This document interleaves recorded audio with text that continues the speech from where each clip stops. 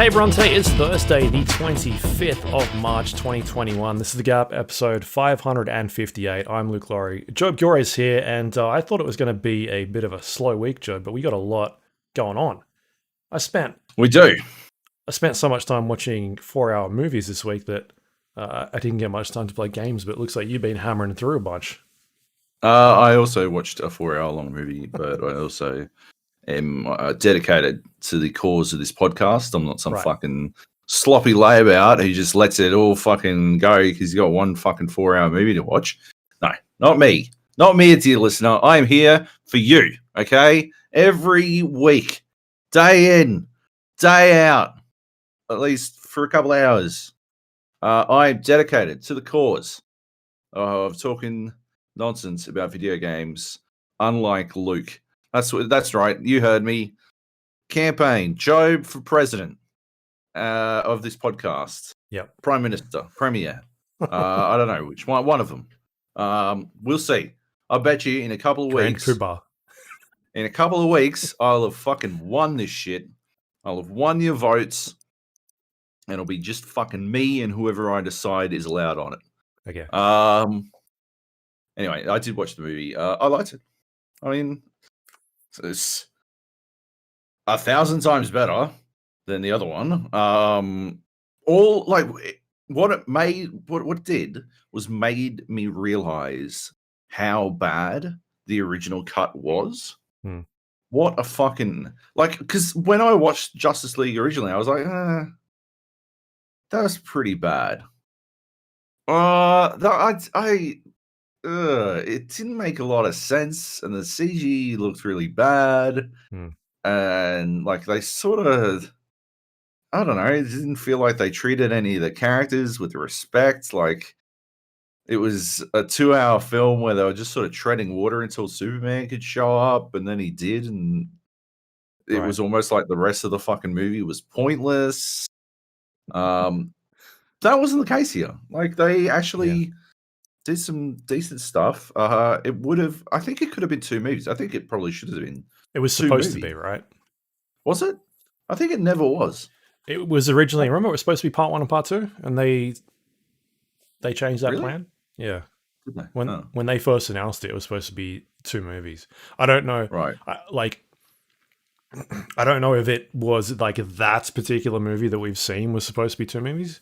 I don't think it would have, but the original plan when they announced it was going to be 2 movies. Yeah, right. Okay. Well, yeah, I didn't like Flash at the start of this cut. Probably, I probably liked him less than I liked him in the Whedon cut. Right. So I think if Joss Whedon does anything well, apart from harassing his actors, it's like that sort of levity, and I think Barry Allen was done very well. The terrible shit, I remember him doing the Batman in the Whedon cut. That can fuck right off. I do not understand. I'll never understand what he was doing with that shit, where Batman's just sort of, I don't know, Ben Affleck's character from fucking Jay and Silent Bob. He's fucking Holden Caulfield or whatever the fuck his name was. Yeah, I'll never understand what he was doing there because that was fucking stupid. But yeah, Barry Allen, I thought was very likable in the Whedon cut, and I did not like him in this one until about I don't know, 8 hours in, and then I'm like, oh, okay, no, it works. I would watch an entire movie with this Flash. Yeah, I would have watched. Well, the thing is, right, all it made me think about was, why haven't I already watched an entire movie with this Flash? Why haven't I watched an entire movie with Cyborg? I don't understand why they didn't do the basic legwork. And then this movie could have probably, it should have been 2 movies. I watched it in 2 parts. We quit, stopped watching at the 2-hour mark at what felt like the end of a fucking movie, right?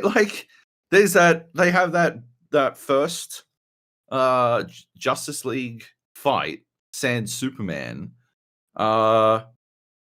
against what's his face, Steppenwolf, mm-hmm. and that ends, and that is literally, I think it's like 2 hours and 4 minutes in, because like that finished, and they were all standing there like on the back of the fucking bat crab, and they're like climbing, and then it sort of breaks, and it's like part 4. I'm like, all right, we'll pause it there. And I looked at the fucking time; it's like 2:04, and there was another 2:04 left. I'm like, the exact halfway point. That is a 2-hour long movie we just watched. Like, what the fuck is going on here? Why didn't they just make this 2 movies? I don't understand. It doesn't make any sense to me. I think if it were 2 movies, I think the second movie would have been better. It would have been more coherent, because they weren't trying to cram in an entire Flash movie and an entire Cyborg movie into a Batman and Wonder Woman movie. That was the first movie. The second movie was more of a Justice League movie. So yeah, I think it would have made more sense. But yeah, what did you think? How did you go with it? I liked it. I think off the top of my head, when I reviewed, when I keep track of my movie lists, I think I put the original one down as like 1 star. Right. And this one, I'm leaning towards like a 3.5, maybe 3. Yeah. I liked it a lot more. Obviously, I'm okay with the runtime. I know a lot of people have been pretty like upset with the runtime, and I don't agree with that feedback. Like, obviously this film is never going to be a 4-hour movie at the cinema, because they're all about making money, and if you've got a long movie, that's less money they're making, because it's less seats they can have and less sessions they can have it, you know. But this was a thing where they said, hey, you can make this, go nuts. And so it's a streaming service, right? You can have the thing be as long as you want. And I like the complaints about it as well, about it being too long. Like, how many fucking people out there binge Netflix shows like in 2 days that they sit there and watch like 12 hours of Netflix in 2 days? I just don't understand that. How you go from this movie is too long, I'm not sitting down and watching a 4-hour movie, to I will sit there and watch 12 hours of fucking Bridgerton. Was that the last big Netflix show that came out? Whatever. Never watched it. Never watched it. But it's got to be an expectation set type thing, right? Like, I think with a few rare exceptions where you just lose yourself in a TV show, I can't even think. Maybe Doom Patrol, where I just watched, me and my wife just watched the entire fucking first season all at once, because by the time we got to it, it had already come out. It took so long to get to Australia. And yeah, so we watched all of that in one go. That was unexpected. We weren't prepared for that.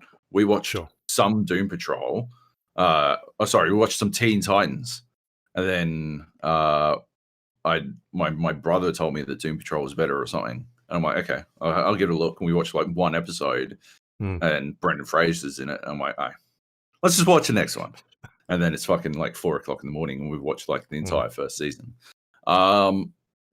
That's an exception. Most of the time, if you're going to binge something, it'll be like, you know, when everyone told me to watch Tiger King, right? I'm like, okay, well, that's it. That's what I'm doing this weekend. I'm going to get fucking drunk as shit, and then I'm going to get hung over as balls, and I'm going to sit on my couch and watch Tiger King. And then I binged all the Tiger King. But I was like in that mindset to watch all the Tiger King. Whereas I don't think, you know, going and you don't necessarily expect to do that with a movie. I think it sets a different expectation in your mind. You're like, oh, I'm going to watch a movie.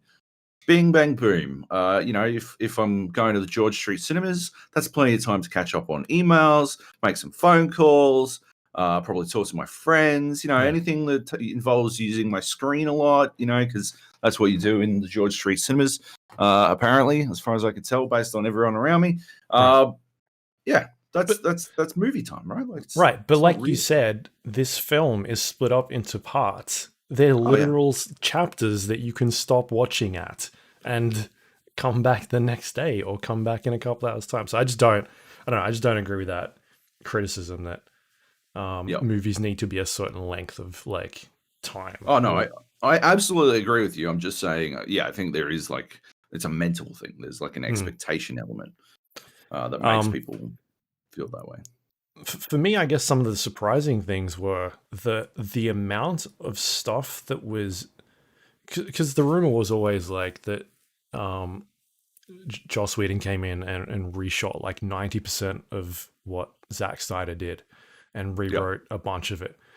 And like you see scenes here that were in the Joss Whedon cut that are in this that have been reshot, and you're like, why did that even need to be reshot? Why would you to make one choice of dialogue? And so, or add some dumb throwaway line or something. Yeah, and then there's that's what I think. That's what Batman got a lot of in that Whedon cut. I remember, right? Like he was a much more serious like character in the Snyder cut. And he was this fucking, like I said, he was fucking Holden, whatever the fuck his name is, from the Chasing Amy universe in fucking, like he's just a awful, but there's even like the stuff that when I watched the original Justice League and I saw moments in that film where I was like, oh, that's a Joss Whedon bit. But then watching this and being like, holy fuck, no. That was something Zack Snyder wrote and put in there. Right, yeah. And it was all the funny bits. Like the bits that I actually thought were funny. Actually funny, yeah. Like when like I think it's Flash asks like Bruce Wayne what his superpower is, and he's like, I'm rich or something. Yeah. Like that. Or the one scene that I like from the Joss Whedon cut that's not in the Zack Snyder, we're obviously talking spoilers at this point, like too late, is that scene you were talking about with the Steppenwolf fight, and Batman says to Flash, like, he's very nervous about going into this, like he's never been in a fight before. Like this is the first time we've met Flash. He's like, I don't know what to do. And Batman says to Flash, like, just save one person, you'll know what to do. And Flash goes in, saves one of the guys that had been captured, one of the scientists, comes out, rescues him, and then realizes, oh, I've got to go back and like start saving a bunch more people. That's the one scene from the Joss Whedon cut that I really liked. That's not in this film. That I think was. I didn't. Did you like rewatch the movie or something? I remember I rewatched it. I think I talked about it a couple months back. So. What about the start? That's the only thing I remember liking. I thought, and I was surprised. I was actually really surprised that it wasn't in the Snyder cut. Was that that opening montage with the Leonard Cohen song? Yeah, I mean that dude is like Joss Whedon is like trying to copy a Zack Snyder scene, right? I thought that was Zack Snyder credits. I thought that was Snyder as fuck because I'm like, oh yeah, here we go. Slow motion. Snyder and his fucking boy Leonard Cohen up in this shit again. Yeah. It's all slow motion. I saw on fucking. Did you see this shit? IGN calculated, and it was like fucking 21 minutes. 24 minutes and 7 seconds of slow motion in Zack Snyder's Justice League. I am all right with that. He does good slow motion. It looks good. So the Flash introduction was very cool and worth being in slow motion. Slow motion, yeah. Yes. Yeah, I liked it a lot. The last 20 minutes, the prologue, fucking hell, I want to see that. Like. Yeah. To me, that felt like, obviously, all of that stuff was stuff he shot recently, and that felt like hey, I'm going to give you a taste of what I was going to do moving forward. Like, obviously, that's never going to happen, but here's a little snippet of what I wanted to do, and I was like, fuck, give me that. Like, I want to see that shit. Here's something else that might be controversial. Unless they come out and say that version of Jared Leto's Joker is what was supposed to be in Suicide Squad, I never want to see the Aya cut of fucking Suicide Squad. There is no way that will be like fuck me. At least after watching Justice League, I was like, yeah, I mean, I guess at least we'll get more Wonder Woman movies. After watching Suicide Squad, I was like, I cannot believe it's still going And my wife was like, "What? No, it just finished. The credits are rolling." I'm like, "Yeah, but you know this is gonna haunt me forever. Like, this is it, right? This is. I'm gonna fucking think about that awful fucking final fight or Will Smith. I'd never seen Will Smith phone it in before. I always thought he was like he'd bring it all to his fucking roles. No, apparently not. Will Smith will phone it in, and you can see it in Suicide Squad. Fucking awful. Fuck. Jared Leto in that fucking. Well, spoiler alert, but in the epilogue was fucking rad. Yeah. The like, that was cool as shit. like Batman swearing and being like, "I'm gonna fucking kill you." I'm like, I want to see that film, please. Mm-hmm. I don't want to see whatever they're doing. Like, I'm okay if they're doing like they're rebooting Batman and Superman again and doing Flashpoint to somehow get to that. It seems like, but like I still want to see Zack Snyder finish the Snyderverse or whatever you want to call it. Just have it be like a little self-contained thing and let him do it. Just give him money. Like, I feel like at this stage people want to see that, but it could be too late, right? I think that Henry Cavill and Ben Affleck are probably not interested anymore. Well, no, like last we heard, Cavill was was gutted that he wasn't going to get to continue to be Superman. But yeah, I believe Ben Affleck's done. Even though he came and reshot a bunch of that film recently. Yeah. Which is nice of him. Yeah, man. Nice. I liked it a lot. I started rewatching it last night again. Because I didn't watch it in 4K the first time because HBO Max is terrible over here. They're not very good at having it on certain platforms. So I've got it in 4K now. And so I was about to rewatch it and my wife was like, "Should I be watching this? Like, is this something I should watch?" Because she was like ducking in and out as I was watching it and she's like, "What the fuck is going on? Like, why is this person in here?" And she's like, "Should I watch this with you?" And I was like, "You can watch it if you want, but we'll have to do it on the weekend." So I stopped watching it last night and get back into it on the weekend and go again and see if I change my mind about this score, because it just wasn't as didn't look as nice. Doesn't look as nice as 4K, but the aspect ratio I thought was really cool, the IMAX format. But no, you didn't like it? No. Oh no. Maybe you should get an old TV and then watch it on that. Watch it in glorious. What is it? 720i, 540i, 540i. I think. I don't know. That's what 70 mil. That's SD. SD is 540, I think. Anyway. Anyway, moving on. Anyway, yeah, I liked it. It was good. Video just games sad. Podcast. Have you seen the T-shirt that they released years ago about like what that story was supposed to be and where it goes? It's bonkers. The T-shirt? Zack Snyder like released a T-shirt of what the story of his vision was for the next film or the next two films, because it was never going to get made. It's insane. Wait. T-shirt, like the blue thing you're wearing. Yeah. And it had a bunch details. It had a bunch of pictures in there. Right. And like people have deciphered what those pictures mean and like what the story was going to be. Right. Okay. You got to look it up. To do it as a T-shirt, but yep.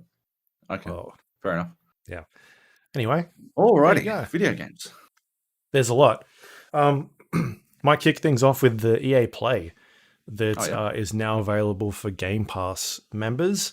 You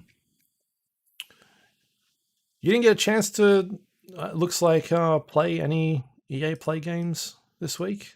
Because it looks like people were excited for that. Anyway, I did. I played some games that I haven't played before. So I fired up Need for Speed Heat, which came out... I hovered over installing Need for Speed Heat. I was very close to installing Need for Speed Heat, and then I played something else instead. So yeah. So it came out in November of 2019. It was developed by EA Gothenburg, which is that Ghost Games? Were they renamed? Yeah. I've been there. I've been to that studio. Right. Is it cold? In Gotham? Yeah, fuck yeah, it's cold. Holy shit. Cold as shit. Yeah. So I played a bit of this. It is a game set in an open world racing environment where you are playing in like two different um, like time zones, like a night and day cycle. And the day cycle is where you're doing legitimate races and races in professional events and earning money in order to buy upgrades for your cars or buy new cars and that sort of stuff. Whereas the nighttime races, where you are earning reputation, which allows you to level up your character and progress further in the story to unlock more races and that sort of stuff. And you're sort of evading the police during nighttime as well and building up your heat level. And that allows you to do these other like underground races that the more heat you've got, the more multiplier the reputation you get. And so you sort of level that up quicker and quicker. And at the end of the night, you go and bank that reputation and you take it into the morning with you. And now you've got, all these extra cars unlocked or like extra stuff in the garage that you can use to upgrade your vehicle and that sort of thing. Yeah, I don't like it. You don't like it? I mean, it's got this big focus on this, like cops, police, chasing you around tracks and trying to get you. And I believe putting spike strips down. I've never seen one, but I've heard them talking about it.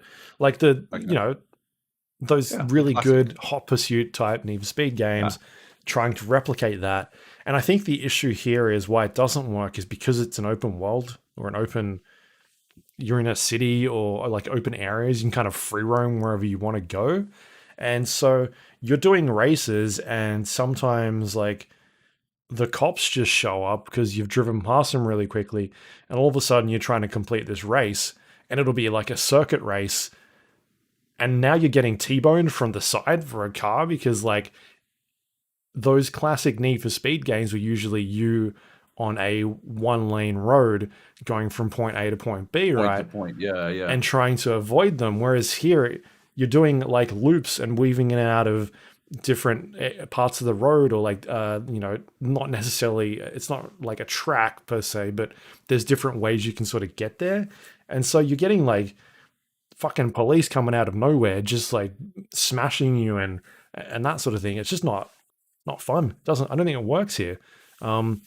Especially in a circuit situation where you lose a police officer and then you're finding them again because you're on a circuit that goes in a little loop.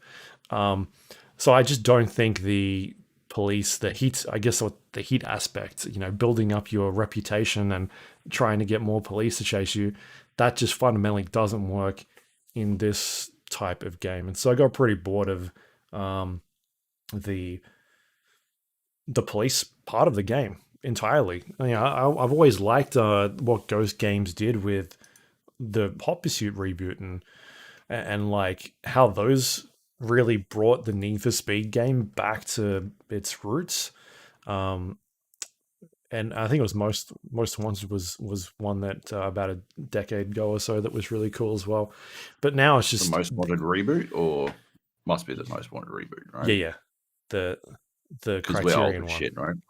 Yeah. I mean, back Criterion changed to Ghost Games, I think. I can't even remember at this stage, but it's so fuck me. The original Most Wanted came out in 2005. Right. The reboot was 2012. Yeah. Good lord. So yeah, I just don't. It's that fucking gif of Matt Damon turning into an old man. I remember Need for Speed. No, not the reboot, the original one. No, not that one. Not the 2012 reboot. Oh god! And Hot Pursuit got rebooted as well, right? Like, fuck. Right. Oh, so yeah, I just don't like the police aspect of it. I don't know why. Like, I don't think the open world really adds anything. You're kind of doing the looking for billboards and smashing through them, finding speed traps and driving through them really quickly. But in terms of why is it an open world? There's not really many cars around. It feels extremely barren and empty. Like it doesn't. You're in this city driving around. It doesn't feel like a city. It's Right. almost like a Ghost town.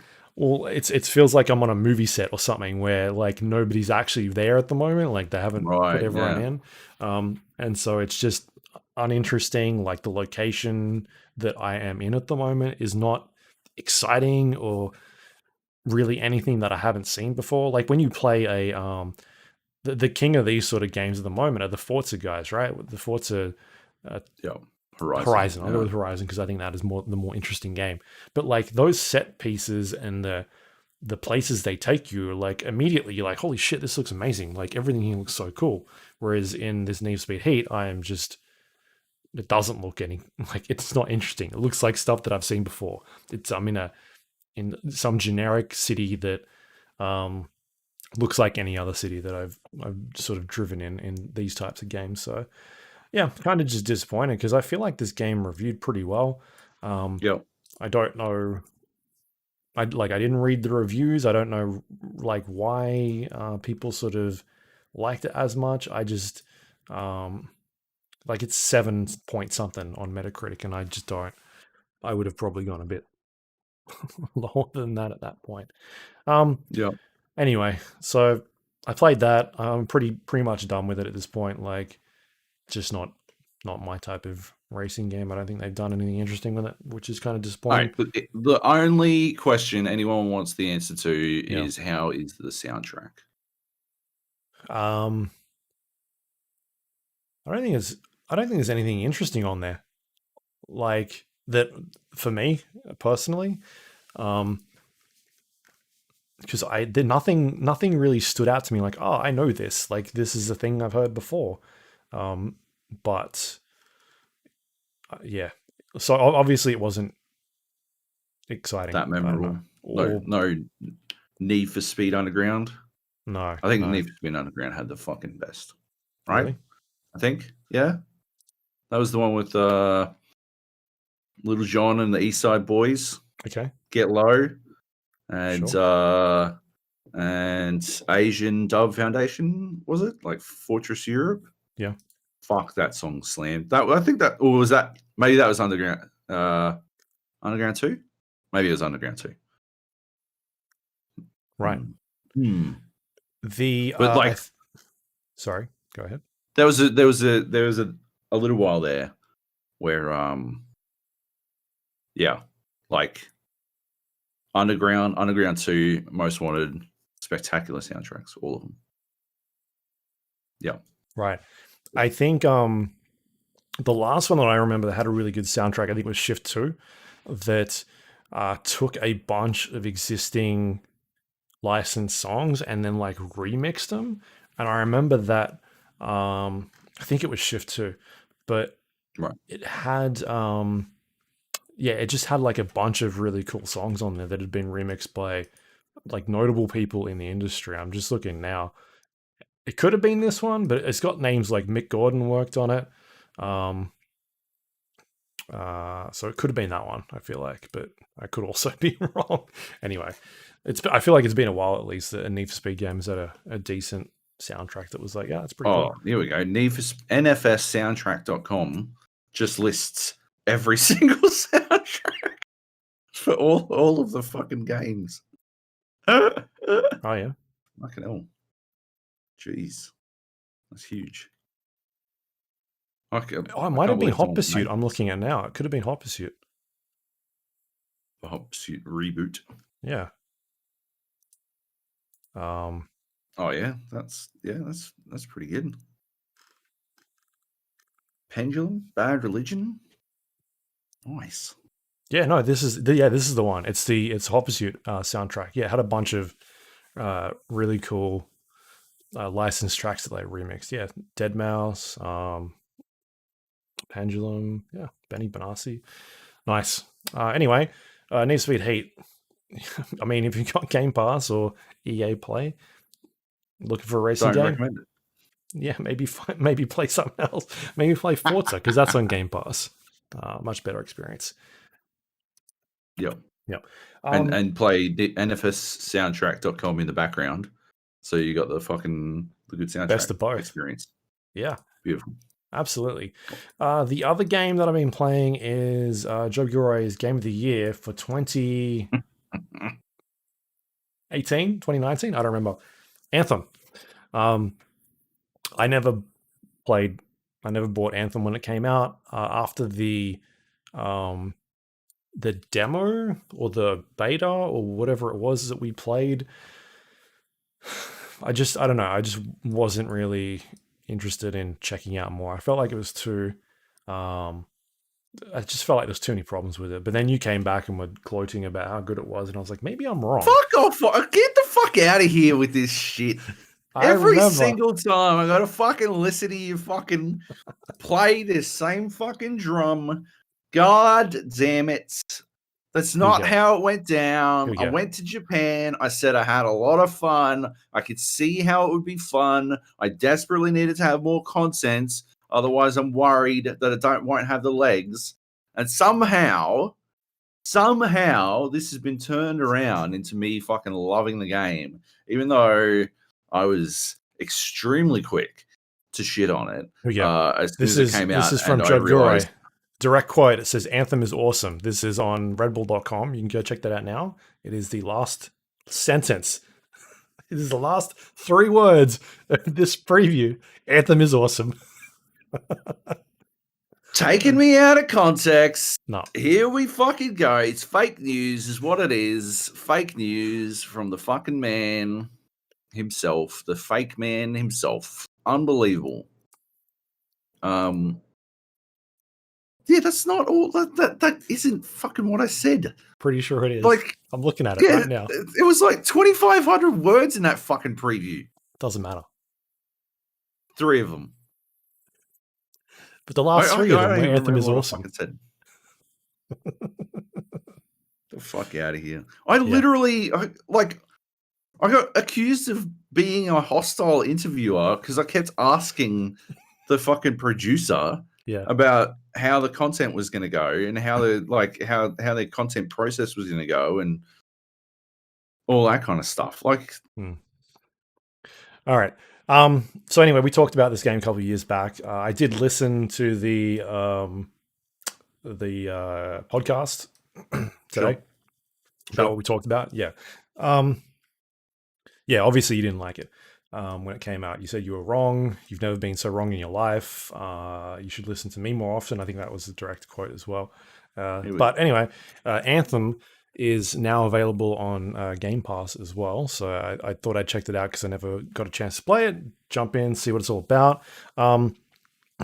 There's some stuff in there that I really like. The movement system in it, the way you're sort of like, I don't know, Iron Man, basically.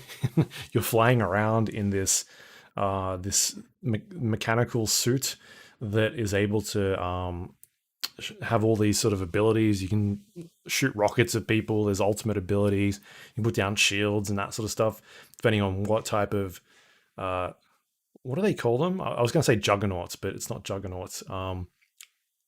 Anyway, what type of suit you end up picking? There's like a bunch of them that have different. You played it more recently than me. I'm thinking Jaegers for some reason, but that's from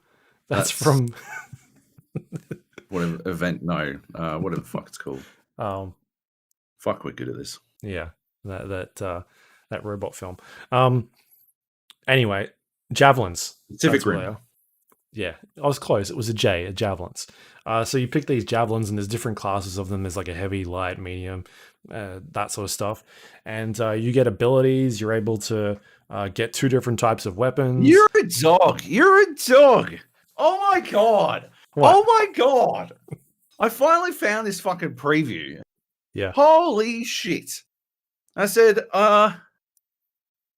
needs to fix these issues prior to launch. I hope they do, because when it's all going as planned, Anthem is awesome. You're such a dog.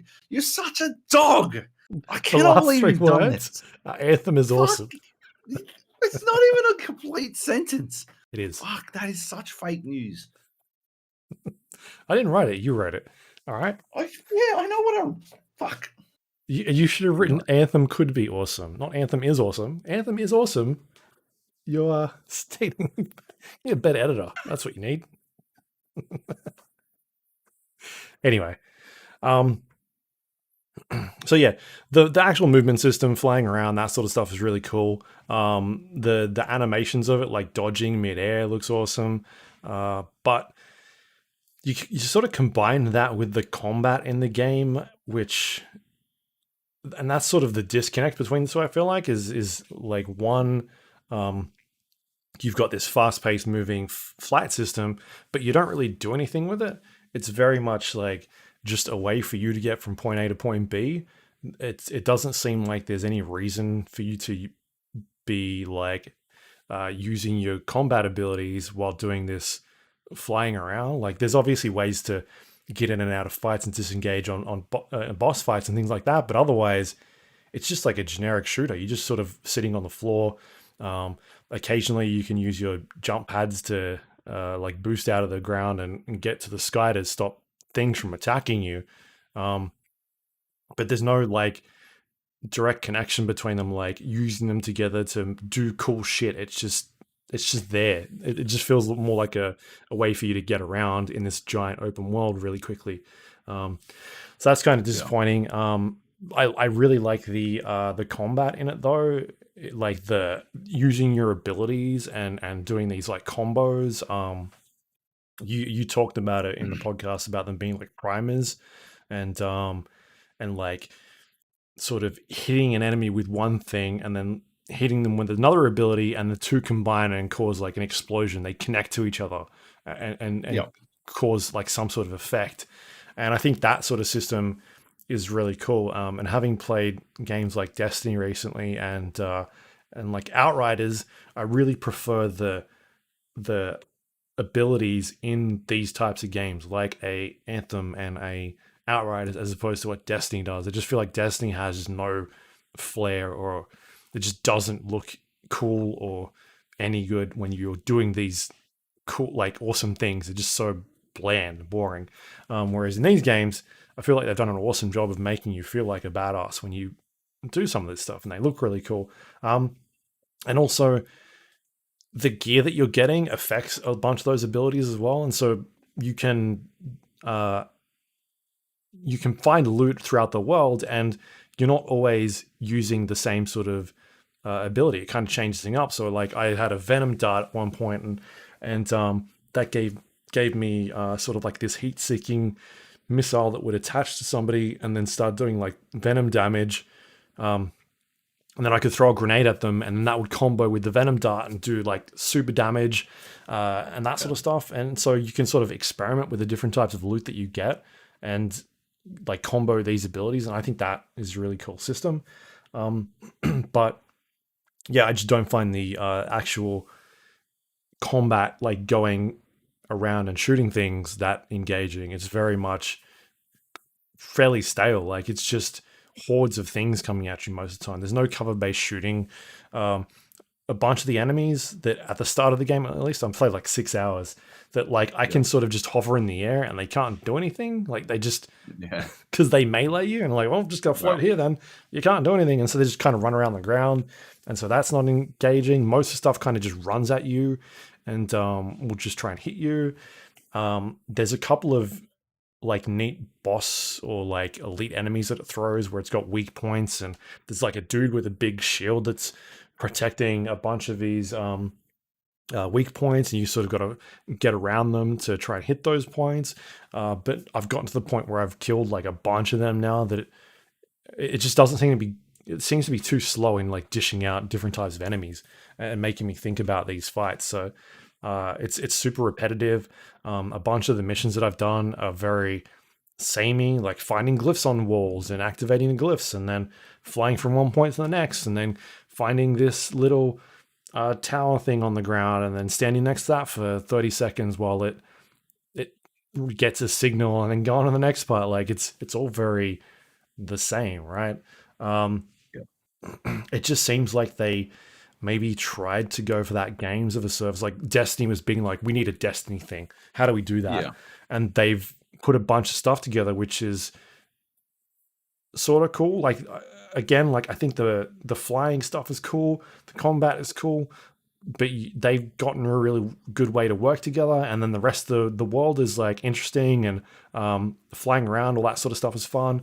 But the combats, like fighting things, is just not any good. So that's a huge bummer. And it's sort of interesting to think about how they could have fixed this, like, because they were trying to fix it, right? They've been spending a bunch of time on it, and they've really just thrown it away. And I feel like could be a bad mistake. Like BioWare doesn't have a great track record the last couple of games they've made. Like they haven't made a good BioWare game in a while. It's been a long time. And so for them to sort of just ditch this, which was supposed to be a games as a service thing, and just be like, well, we'll just cut our losses and screw it, we'll just go to the next thing, is kind of disappointing. Because there are cool things here. Like, knowing what you know, knowing what you like in it, what would you do? I think the hub needs to disappear. Like, fuck off. Yeah, 100%. The get idea, rid of that shit. Absolutely. Yeah, Destiny was doing a bunch of that, and they really got away from it. Like you had the tower, right? And the tower was the place that you went to be like, hey, look at my cool shit. I'm glowing yellow or whatever. And that was their like where everybody is, and they get to look at your stuff in order to sell more stuff. So you look at someone and go, oh, that thing is cool. How do I get that? And that's where their incentive is, right? Otherwise, the tower serves absolutely no purpose. It's just a hub for people to look at other people and be like, that shit's cool. It's a menu.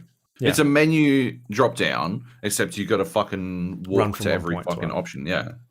It's a pain in the dick. Right. Yeah, loathe it. And in this game, it serves as a place to being a first person perspective, so you don't even see what your character looks like because you're out of the javelin at that point. So none of that matters. There is a forge or some sort of area that you can travel to, and you can interact with other people. I don't really understand that. I never go there because I don't know what it wasn't is. It for like customizing your javelin or some shit? You can, but you can do that back at the main base anyway. Yeah. So I don't really understand what it was for. I never went there. But I think the main problem is that you're going back to this the fort, you're getting your mission, and then you're going back into the main menu to be like, I want to go on this mission now. And so then you go back into the main world to fly around in, and there's this massive disconnect between you finish a campaign and then it taking you back to the fort, finding another mission, and then going back into the main world, and you're sort of like jumping in.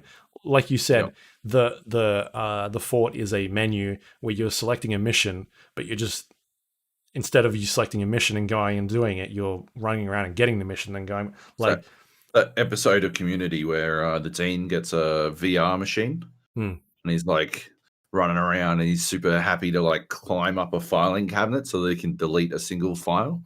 And it's like, if like I can just do it with a mouse click, like that, I've done it. I would have done it by now. Instead, you're doing all this extra shit. Right. And the dean's enamored with it, but the dean's an idiot. And yeah, anyone who's like, I think the whole idea of that fucking city hub area was to give BioWare an opportunity to do the shit that BioWare is known for, which is, that interesting storytelling, right? But they never fucking did any interesting storytelling, so it just wound up being this huge pointless waste of time. So yeah, get rid of that. Combat wise, the one thing you like is the same thing I liked, which is the combination of fucking skills and stuff. Yeah. So I assume you'd want to do something like that, right? Like you'd want to go down that path. Focus on making every fight require that sort of stuff, which would probably hamper solo play somewhat, but at least it would make for every fight somewhat interesting, or at least intriguing. I think the biggest issue of the game is it's got flying in it, and that makes it so hard because there's no cover-based shooting. There's no reason to do cover-based shooting because you can fly, and so when you get into a situation where basically everything kind of just runs at you, the way you get out of that situation is you fly and you get away and you backpedal and fly out of there. And so I think they've really got themselves in a weird spot. Like, how do you make that engaging combat? Because I think you look at, I think Outriders will do a better job in combat because it's got a cover-based system. Not Destiny, Division 2 or Division. Like, when you are going through levels, you are in cover-based combat and you are forced to move forward and like clear out an area, go to the next piece of cover, like, and that sort of thing. Whereas this is like little arenas, like little pockets of you just zipping around, and it just doesn't work. Even in the, like, I recall the preview session I did, they had like snipers that would shoot you out of the air. But I think that they may have jumped us ahead quite a bit. They just didn't get to that stuff to make it pose a threat fast enough. Flying also ruins the only other thing, you know, if I think about what makes me really enjoy my time with Destiny, it's the incredible opportunities for puzzle platforming in a cooperative combat high tension environment. Because you can just fly, and flying pisses that away as well. So yeah, flying really digs them pretty deep in a lot of ways. Which is what they'd have to do something about to actually like move on and fix the game. Right. That'd be the first thing you'd have to change. And I don't know how you do that. No. Unless you, like, there has been an area or two where I've gone into and like flying is disabled. You can't fly here. Yeah. And it's like, okay, unless you do that in every area or in which case, what are you doing? Yeah. Right. If flying's always disabled except for certain areas, then really you're just enabling flying sometimes. That doesn't really pay into the everyone's an Iron Man fantasy thing. Yeah, because they do have this heat build-up mechanic where if you fly too much, you overheat, but that doesn't factor in anything. Like, you fly for ages. It's way too easy to manage. It's too easy. You fly through a waterfall or some shit, and you're back to being good. Yeah. Some of the complaints that I guess a lot of people had, and this is something I noticed when I was playing, is the loading screens. Like, the loading times were just horrendous. That's been completely fixed. Takes about 10 seconds to load your initial mission when you jump in there. And then sometimes you'll go into like little dungeons or areas that are sort of gated off. And that used to take ages to load in and out of. That takes about 3 seconds now to go through a screen. So that looks like they fixed all that stuff. Game runs really good. It's got DLSS support in there now. So I'm running it on like 1440p. It's getting between like 80 to 100 FPS. Looks awesome. I think like it really makes, as Outriders is coming up to release, because I do want to play that game as well, because I like the aspects of that stuff. But it really makes you, I think the Division 2 is just like has done such a good job of this, like doing games as a service, like these types of games, like loot-based games that require you to get to the end and then be like, all right, now what do we do? Like, they did such a good job of being like, we're going to have end game content in there. Because I remember one of the things you talked about this was like, about Anthem, was there's no like end game. It was sort of coming later on. And I know a lot of games that have come out that are these similar styles that have, like, you finish it and you're like, all right, now what? I think the one thing that I remember when we went and previewed the Division 2, they were talking about was like, we're going to have end game content from day one. Like, there's going to be a bunch of stuff you can go and do. And it's going to feel like, you know, you're not just finished and like, now what I do? I got to grind until the next expansion, like, and sort of just do the same stuff over and over again. So I like that. I think the Division 2 nailed it by having, all right, you finish the game, you can now do these world tiers, and like also we're going to introduce a brand new faction that will have different enemy AI types, and they'll behave differently, and then they'll attack you from different ways. And so then you're now playing, you're basically playing the same missions, but the things you're going up against are completely different enemies and that come from different sides and attack you in different ways and they behave differently. And I think that was a really cool way of like giving you an extra 20 hours of content by just finishing it and being like, here's a new faction. And then all the other stuff that's sort of unlocked in that end game was really well. And so I think they've set like a benchmark in terms of how you do these style of games. And if you're not like sort of following that schematic of like what they've laid down, this roadworks of things they've done, or that the Division is sort of like, this is the fundamentals that you need to do for a games as a service game, then yeah, like everything that comes after it is just going to be like, well, it's been done better elsewhere, so I'm not too sure what the answer for that is. So yeah, anyway, Anthem is like, it's got some interesting stuff in there. I would have been cool to see how they were planning on fixing it, like what they would have done to fix it. Like the game is always asking you to, whenever you jump into a mission, hey, you should play this with a party. It was meant to be played with a party. And I tried to do a mission today and I sat on a screen for 2 minutes while it was matchmaking. And I was like, I'm good now. Like, obviously I'm the only asshole playing this specific mission at this time. So I'm good. Which is kind of disappointing because I would have liked to see like the different combinations and different javelins that are flying around and that sort of stuff. But yeah, kind of a bit of a bummer. But you know, it's made me a bit more interested to see what Outriders is doing. And you know, even though it is not a games of a service game as they're saying, but it's still a similar type of game style. Like it's a loot based game with different sort of different tropes from this genre. So yeah, we'll see how it's going. Anyway, that's Anthem. You never 2 jumped for 2 in from the EA Play Origin.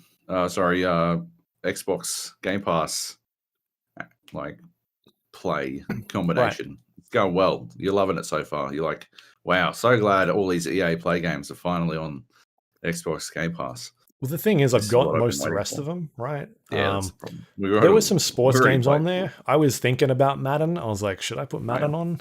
Because they've got Madden 21. They've got NHL on there as well. And there was some other things that I was eyeing.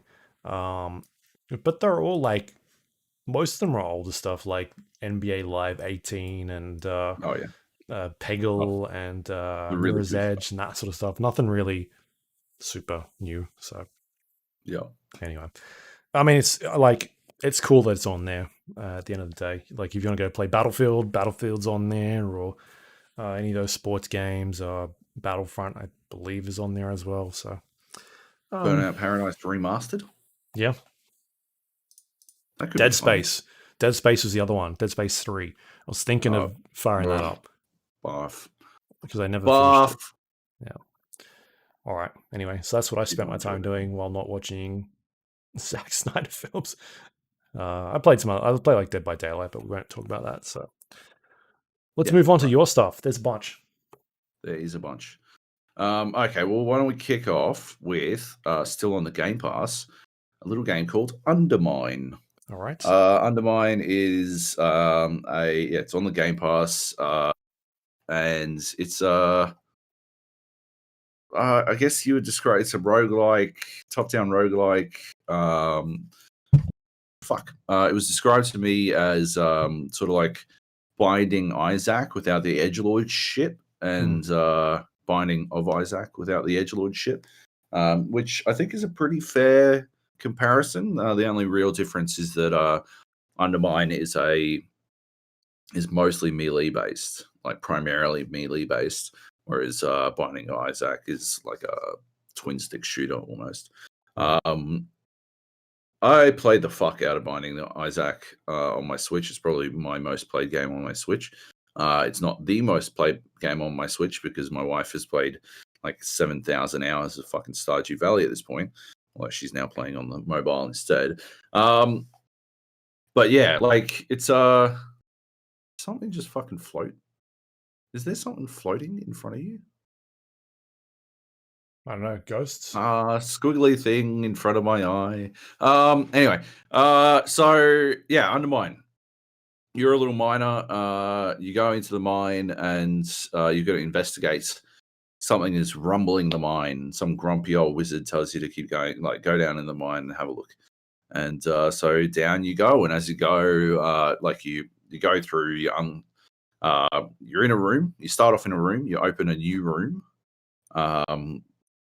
Like once you beat all the creatures in a room, you'll open the next room, move into that room, and it's sort of just go around until you find the path down to the next floor, basically. And that is the fucking juice of it. And as you're doing this, you're earning, gold, and you're finding like power ups, getting more powerful, and trying to stay alive as long as possible. There's 2 other like items that you find: food, which replenishes health. You find bombs, which allow you to explode objects, which is useful for, there are some chests that are locked behind some rocks or something like that. And you find keys that allow you to open doors, and that's useful for also some chests are locked and stuff like that. You can also find a bunch of other like less specific things, potions. There's like one blessing where you get armor instead of health, and so you can find armor in those cases instead of food that you can use and stuff like that. And yeah, like just basically that sort of idea. It's a roguelike where you just sort of keep going down and seeing how far down the dungeon you can get each time, getting a little bit further, learning a little bit more about how everything works, and knowing what to like look out for next time, knowing how to approach certain enemies or rooms, stuff like that, ways to fucking deal with things as you go, and learning more and more about what you should be looking for to get as far as possible. That's about it. And yeah, you unlock shortcuts and stuff like that. The further you get down, you'll like shortcut past the first, I think it's 5 levels, and then the first 10 levels, and I'm down to the 15th level boss, but I haven't beaten it yet. But yeah, it's a good game. Every time you die, you lose a portion of your gold. You use the gold back in the main hub to upgrade your weapons and gear. You can upgrade your gold sack so it can hold more gold when you die. But yeah, you can upgrade a bunch of other things like your pickaxe. You can throw your pickaxe, which gives you a little bit of like ability to attack from a distance, which is good. And what else? Your health, and you've got all these like relics that you find. They're called relics, and you also unlock the ability to unlock new relic blueprints. You'll find blueprints. You don't have to get to the end of the level to hold on to them or anything like that, to bank the souls or some shit. It's not whatchamacallit. What's that Dark game? Souls. Not Dark Souls. The other one. The side scroller. The one we love. Come on. Help me out here. Dead Cells. Yeah, it's not Dead Cells. Like as soon as you got a blueprint, it goes straight to the blacksmith or the potion master, and you're able to fucking unlock that shit, provided you've got the resource required to unlock that shit. And that's about it. It's really one of those ones where you learn pretty quickly whether or not a run is going to be successful, or how successful a run is going to be, and you adjust your expectations based on that shit. Like if you open up and then in the first room you make a bad jump and land in one of the pits, you'll lose because like it's a mine and there's like shafts and you can fall down the shafts, but enemies can fall down shafts. And if enemies fall down shafts, they die instantly, and then the room opens up and you're all good. So there's a bit of technique there in luring enemies to fall into the shafts. But if you fall in the shaft yourself, you don't die, but you do lose a chunk of health. And so you learn pretty quickly, oh, yeah, well, this run's fucked. I'm already down a bunch of health. We might just see if we can earn some gold and get out with as much gold as possible. And if that is the case, there's one lady, there's like a secret shopper in one of the rooms you'll open up, and it'll be like a secret shop. And she will buy your relics off you for money. And you might be like, well, this run's fucked. I'm just going to sell all my relics and try to get out, like die and get out with as much fucking money as possible. Just start over on a new one with new relics and all that kind of stuff. There's like a curse system as well that I don't have a really good grasp on, because I feel like if it's like Binding of Isaac, curses will wind up playing like a pretty big role in like taking curses, knowing you will eventually be able to cleanse them or something like that will play a pretty big role in how you go. But as it is right now, they all seem pretty aggressive. You wind up in these situations where like the curses are a little too much for me to handle. Whereas like I think one of the ones in Binding Isaac was like your buttons are reversed, which is like cunty, but once you get your head around it, it's actually not that big a fucking deal. But like in this, yeah, some of them just fucking, some of the ones I've gotten have just been fucking rough, man. And you're just like, what the fuck am I supposed to do with this shit? Like, what am I going to do now? I'm just fucking. So anytime a fucking like I don't know, anytime a fucking bomb explodes, it explodes 3 times as big and hits me as well or something, like, and takes me out or some shit. Or anytime, like now when I like swing my fucking pickaxe, which is my primary method of fucking attacking, I do no damage. Like it just doesn't do any damage. Like that seems pretty rough. On the other hand, there are some other ones that I found where, there was one where it was like, if an item takes a single point of damage, because items sort of exist inside the game world and they can be struck by things, but they've usually got shitloads of health. If it takes a single point of damage, it is destroyed. And you just wind up in these situations where you can't get any fucking gear because it's all being destroyed by the fucking cacophony of fucking violence that is going on the screen in front of you. And you're just like, fuck me. On the other hand, yeah, I have run across a couple of curses. Like, I think it was one curse where it sort of like switched all of my health. Like, it was sort of, instead of being just a curse, it was like a curse with a benefit. That's how I feel they should work. Like, that's generally how they work in most games, right? Right? These feel like proper curses, right? Yeah. I don't know. Yeah. Yeah. Like they sort of, there was one where you would take damage, but instead of taking regular damage, it reduced your maximum health. So like you start at where I'm up to, I've got 300 max health. And so instead of taking, I got this curse, I'm at 280, and for the next 20 points, I didn't actually take any damage when I was hit. I would take it from the max health, and then it started, like, my health bar started to shrink. Right. And then I found a relic where whenever I killed enemies at the end of the room, I would gain health. And so I wound up in this situation where I'm like, okay, so now I sort of get how that interplays. Like, if I get that relic and that curse, I can wind up in a situation where I can sort of like fucking stall the two out.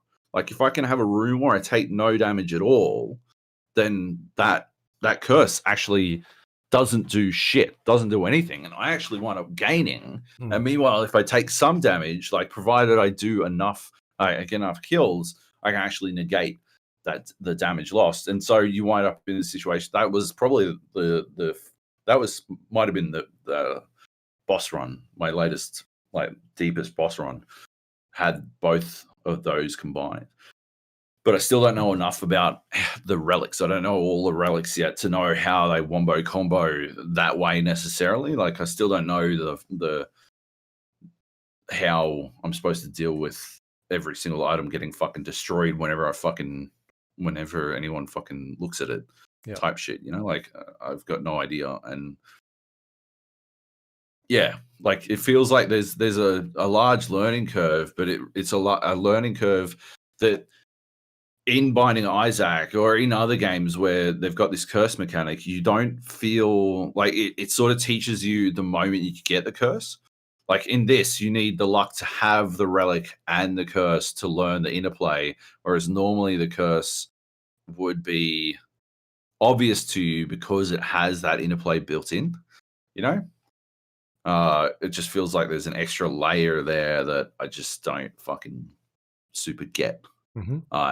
And it feels like it's built in as a sort of mechanic deliberately, when I just think, honestly, the curse that has a benefit and a negative is generally a better fucking way to, because it feels like eventually the most efficient way to play will be to get curses and the interplaying relics, but my current form of play is to not get curses at all because they are whole negatives, right? And that makes sense.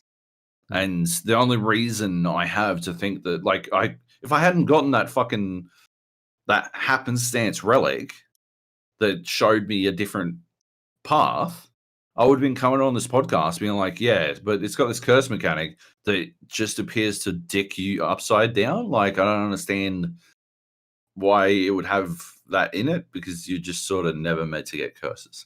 Right. And I don't really, I think that's a mistake. I think they made a mistake in the construction of that system. But other than that, like, I'm really enjoying it. I've played a lot. It's very replayable. You just sort of, very much like I'll just do one more floor type game. Like, you can jump in, jump out pretty easily and just, like, belt through a floor and alt tab and do some work and belt through another fucking floor, or have some, like, do while you're having lunch or something. Yeah, it just has that to it. And it's on the Game Pass, so yeah. I wouldn't have paid for it at its current price. I think it was like fucking $30 on Steam. It'd be hard for me to recommend it at $30 when I think Dead Cells was $20. Yeah. I think I would go for a $20 price point though. I think that's pretty fair. It's $20 over here. You know. Maybe it's time to move. Classic. But as a game on the fucking on the Game Pass, there's no reason not to check it out. So I reckon I have a squeeze. Fair enough. It's cool. Yeah. That's called Undermine. Available on everything, looks like. Yep. Nice. All right, what else we got? Doom Eternal. Let's get through this one quickly. This is on the Game Pass. Hey, look at that. But I've been playing the Ancient Gods. I haven't made it to Ancient Gods. Part 2 just came out real recently. Ancient Gods Part 2. It sort of finishes the story, as it were, although, you know, Doom Eternal does have a self-contained campaign. There's sort of some extra stuff. So I jumped in to play both of them, jumped into Ancient Gods, played for about, I don't know, an hour and a half, and it was like, I don't know, a session with a fucking dominatrix. I do not understand what they are doing. They have to know that, like, God bless them. This is not their fault, right? But could they not have a fucking refresher course? I think it is their fault. I haven't played the game in a fucking year, right? And I come back in, and the first fucking thing you do in Ancient Gods is die. Basically, it's like, oh, we see that you have finished Doom Eternal. Surely you have mastered every single technique of Doom Eternal. That is why we're throwing fucking everything at you. 7 waves of it. Good fucking luck. And you like just fucking, oh God. Ah! It's like, yeah, they push you back in the deep end, but it's like not a pool of water. It's fucking lava. It's just like, yeah, fucking swim, cunt. I know your fucking flesh is burning off, but you fucking you managed to swim in the other pool. Fucking do it. Just fucking, you're good enough. You know you're good enough. You're like, and so I played an hour and a half of this, and I finished that hour and a half like fucking tense as shit. Like I'm like, I need help. Like all my muscles are cramping up. I've been fucking like just rigid the entire time. Like, please let me get through this shit. And I'm like, okay, I can't do this anymore. And that so I'm about, I would say, I don't know, 3 minutes into Doom Eternal Ancient Gods. Yeah. I did manage to finish that first fucking encounter. And I got a little bit further, and I'm like it started another one. I finished that one. And I'm like, oh, I don't think I can do another one of those. I'm gonna fucking die. It's just, they need like, yeah. This is such an unfair criticism. I understand that it's unfair criticism, but holy shit, man, they need some sort of easing you back into shit. Like, that's it could not be unfair criticism. That's like basic expansion stuff. Like that's it how could be DLC like a works. much like steeper ramp up, but it can't just start at the fucking plateau. Like, where you left holy off. fuck. Yeah, exactly. Like, it's like, yeah, fucking, you just finished for sure, mate. Yeah. It just needs a ramp up. Yeah, it's too much. Were you playing it on like nightmare difficulty or something? God, I hope not. Because weren't you playing on like a harder difficulty? I was, yeah. Maybe I got to bump it. I'll go down to fucking hurt me plenty. I'll have a look. Because everyone was giving me shit, saying I was bad at games. Everyone being the creative director. Anyway, when you wrote an article about you. Yeah, when he dumped on me directly. Called you out of IGN. Yeah. And before, no, let's do these ones. Oh, because I don't have loads to say about them. Yep. Torchlight III, also on the Game Pass, because you're listening to the GA podcast, the Xbox Game Pass podcast. I did that video. I listened back to it. I made a mistake. I was hay fever as fuck when I recorded the video for it, and I think it comes across. Which video? That was so dull. I did a video and put up a story on the site last week about how the Windows Store is a problem for the Xbox Game Pass. Oh, right. And yeah, the video itself is just very flat. Yeah, I should have re-recorded it when I'd had some coffee and some Microsoft Sam. Telfast. Just dump it in. Have him read for you. That's it. It's genius.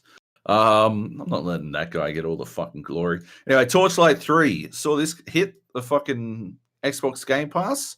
Jumped in to play with Frisco, Johnny Bravo, and Rasty on the Discord. And I don't know. I don't know if it was just me, because I am pretty loud. But it seemed like everyone fucking hated this. It did not seem like people were having a good time. We were just sort of doing stuff. Like, I don't know. It just felt like I kept swinging between, it was either baby's first fucking action RPG / mouse clicking Diablo clone, or it was the mobile version of such a thing. But I didn't like either of those things. And like, it was just, super simplistic combat, and like enemy design was dull as shit, and you sort of fucking rolled around. The only fun times were when we started like shit talking one another, and then like dumping on one another, and that would lead to someone dying, and that's when things got hectic. But before that, it was just like a clusterfucker. How do we join a game together? You can't play with people who've got it on Steam, so you're locked into playing it only with people on their Game Pass, which means you would have to make a brand new character and a new account, and I, who paid for it again on Steam, cannot play with Game Pass people. Right? Ridiculous. Which again is something I addressed in that video and article that is on the geopodcast.com. Like, it's just woeful, man. Like that game, I do remember you saying you didn't like it all that much, but I thought you came usually around I'm right. eventually. Whereas when you're like, Anthem is awesome, I never said Torchlight 3 is awesome. Unbelievable. Anyway, so that was Torchlight 3. I did not enjoy it. It's already uninstalled. I think we had good bants. Good bants with the crew playing together. But it felt like a classic example of co-op. Playing with other people, playing games with other people is always fun, regardless of how bad the game is. Because the people you're playing with are fun, and that was basically the situation. Did not enjoy it. Who'd you play as? Who did I play as? The robot. Oh yeah, I was the robot. And I was a blood drinking robot, which seemed like a weird combination. But how could I not go for it? I think some of those mechanics are interesting. Like he that's the one I played, and he builds up. I think it's heat. At least when I played it, it was like building up heat and then use that heat to do certain abilities and spells and that sort of thing. Yeah, it's just too shallow in terms of the things you're doing in the game. Yeah, exactly. Oh well, okay. I guess I am a robot that drinks blood, who will go and fight another 1,000 rats. Time to do that, I guess. So, Magic Legends, available now on the Epic Game Store. Also an action RPG. Also a game that I hate, and I uninstalled after an hour and a half. Okay. Is this a free-to-play game? Like, what is it? It is a free-to-play game published by Perfect World. It is an action RPG. It's got a card-based system because it's, I guess, based on Magic, so you got to fucking have cards. Yeah. And holy shit, I felt like shit to play. I don't know if I was on I had lag to some fucking distant server or some shit, but like nothing I did felt like it. Like there was some. If there wasn't actual network lag, there was very clear input lag. And so it felt like anytime I would do anything, there would be a pause before it would actually happen. I was constantly like, the pathing of my character seemed way off. It was like janking about. The voice acting's awful, but I guess it is, I think, technically a beta, so it's fine. Yep. But they just keep yapping and yapping and yapping, and you're like, all right. I don't care about this. Let's go. The one thing I did like was that ironically, I thought the card system was pretty interesting.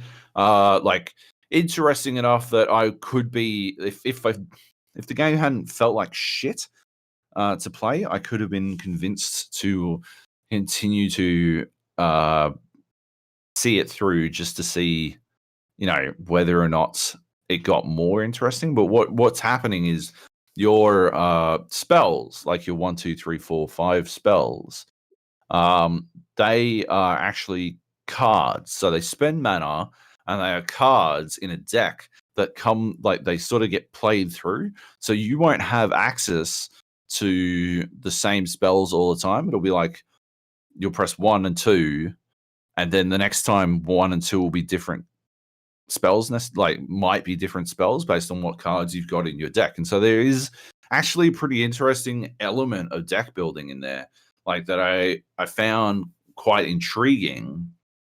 Although mostly what wound up happening is because like I was playing this fucking water. I want to be the wizard basically, and so I was playing this water dude, this blue mana guy. And what wound up happening is because I don't fucking I can't look at a fucking tiny icon and immediately recognize what that spell is, which makes a lot of fucking sense when you think about it. I couldn't tell what the fuck I was casting, with the exception of the water elemental, because it looks like a water elemental in the icon. Everything else is like, oh, here's some downward, like these slashes are slashing downwards to the left. These sparkles are sparkling towards the top right. And you're like, all right, sparkles towards the top right and slashes down to the bottom left actually look really fucking similar in the fucking heat of a battle. You glance at the fucking buttons down the bottom, you're like, oh, yeah, something's going diagonal left, or, diagonal, diagonal bottom left. Yeah. Whatever, cast it. And then you're like, all right, that's not what that was actually sparkles top right. I've fucked up everything. This has not worked out at all. Like, it's just, it requires a degree of like innate knowledge of your icons that I just don't think happens. People don't like it. I think it's a fundamental misunderstanding of how you wind up playing your fucking your action RPGs, because people aren't. It'd be like, I don't know, like playing House of the Dead, typing House of the Dead, but on one of those weird keyboards where it's not QWERTY, right? And you're like, okay, so now I got to look at the keys to find what the fuck I'm doing. Like, the muscle memory is such a huge part of playing fucking Diablo that people will literally stick with a build that is maybe not the most efficient solely because they have the muscle memory down, right? It's more efficient. It winds up being more efficient from an action standpoint than necessarily a theory crafting standpoint, because action-wise, they are more efficient because they've got the muscle memory. They know exactly what they need to do. They press 1, press 3 to get their fucking bubble up, and then they press 2 to get the fucking electricity out, or whatever the fuck it is they're doing. When the cards are shifting and all the slots are changing, it doesn't work like that. And I think that might be a huge problem down the track. Like, it's very intriguing. I'd love to see how the deck building part of it plays out, but I think from a mechanical standpoint, it's got a very short lifespan. They're gonna have to do something about it. Like, basically, what I would think they would need to do is almost have a regular action bar and have the keys be blanked out and unavailable until the card comes up. Because at least then you're not actively looking. You can see in your peripheral that the card is not available to play, or the spell is not available to play. That's how you'd have to do it. Not this fucking, it swaps into the button, the action buttons on the far left. Like, because if everything's changing around, if your water elemental is now a 1 as opposed to 2, which was on before, then you're in a lot of trouble. Like, just from a fucking pure muscle memory sort of stance, like, you've got to keep. It just doesn't work. I think it can't work long term. It will not work on a high skill level, because it requires too much fucking focused attention on your action bar, which is directly away from the action on screen.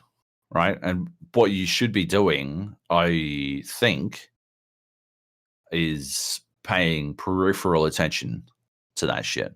Peripheral attention to the bottom of the screen, your health, your mana, and then in health and mana, I don't know. This is, I'm too deep on Diablo shit at this point, but like, I would much prefer a large fucking bauble on either side of my fucking screen so I can very quickly glance at my health and mana, as opposed to 2 almost identical fucking bars, which is what Magic Legends has. And then cooldowns on the cards as well, right? Yeah. And none of these cards, like, it's not like Magicka, right? Where the spells interact with each other and like change their properties. It mentioned something like that, but it's not like. Or my water wizard only had water spells, so I didn't see any interactivity in that. Like in that I could fucking splash someone with water and then zap them with electricity or some shit. I didn't see anything like that. Yeah, because I don't like seeing games do a lot of that. Magic is I guess the one that really stands out to me, but like spell breakers or spell break, the one we played recently did like spell combinations, and then divinity Anthem does stuff like that. I don't know. It just sounds like this is mainly because it doesn't seem like there's a lot of you've got the 4 spells that you can use, right? And so there's got to be some way to make them do more, especially if they've got like a cooldown or something on them. I don't know. It seems like there's not really a lot going on then. Yeah. Like I said, I didn't really get that deep into it. Like I didn't get far enough to get like some spells to really test that concept. But yeah, like I don't know, man. And maybe it would be one of those things that you could easily tell if you were playing with other people. But yeah, it didn't feel good to play in a fucking active mechanical sense, and I have grave concerns about how it will play once you have built a deck out. Sure. Although, like I said, I do think the deck building concept has a lot of legs and is very interesting in and of itself. It's just, I don't think it can remain the way it is without some significant fucking alterations. Is it like land cards and collecting land cards and things like that as well? No, there were no land cards. Oh. Yeah. Disappointing. You're in the middle of a match, in the middle of a fight. You don't have enough land cards to do a spell. Screwed again. Surprise! We've made a game just to tilt Joab.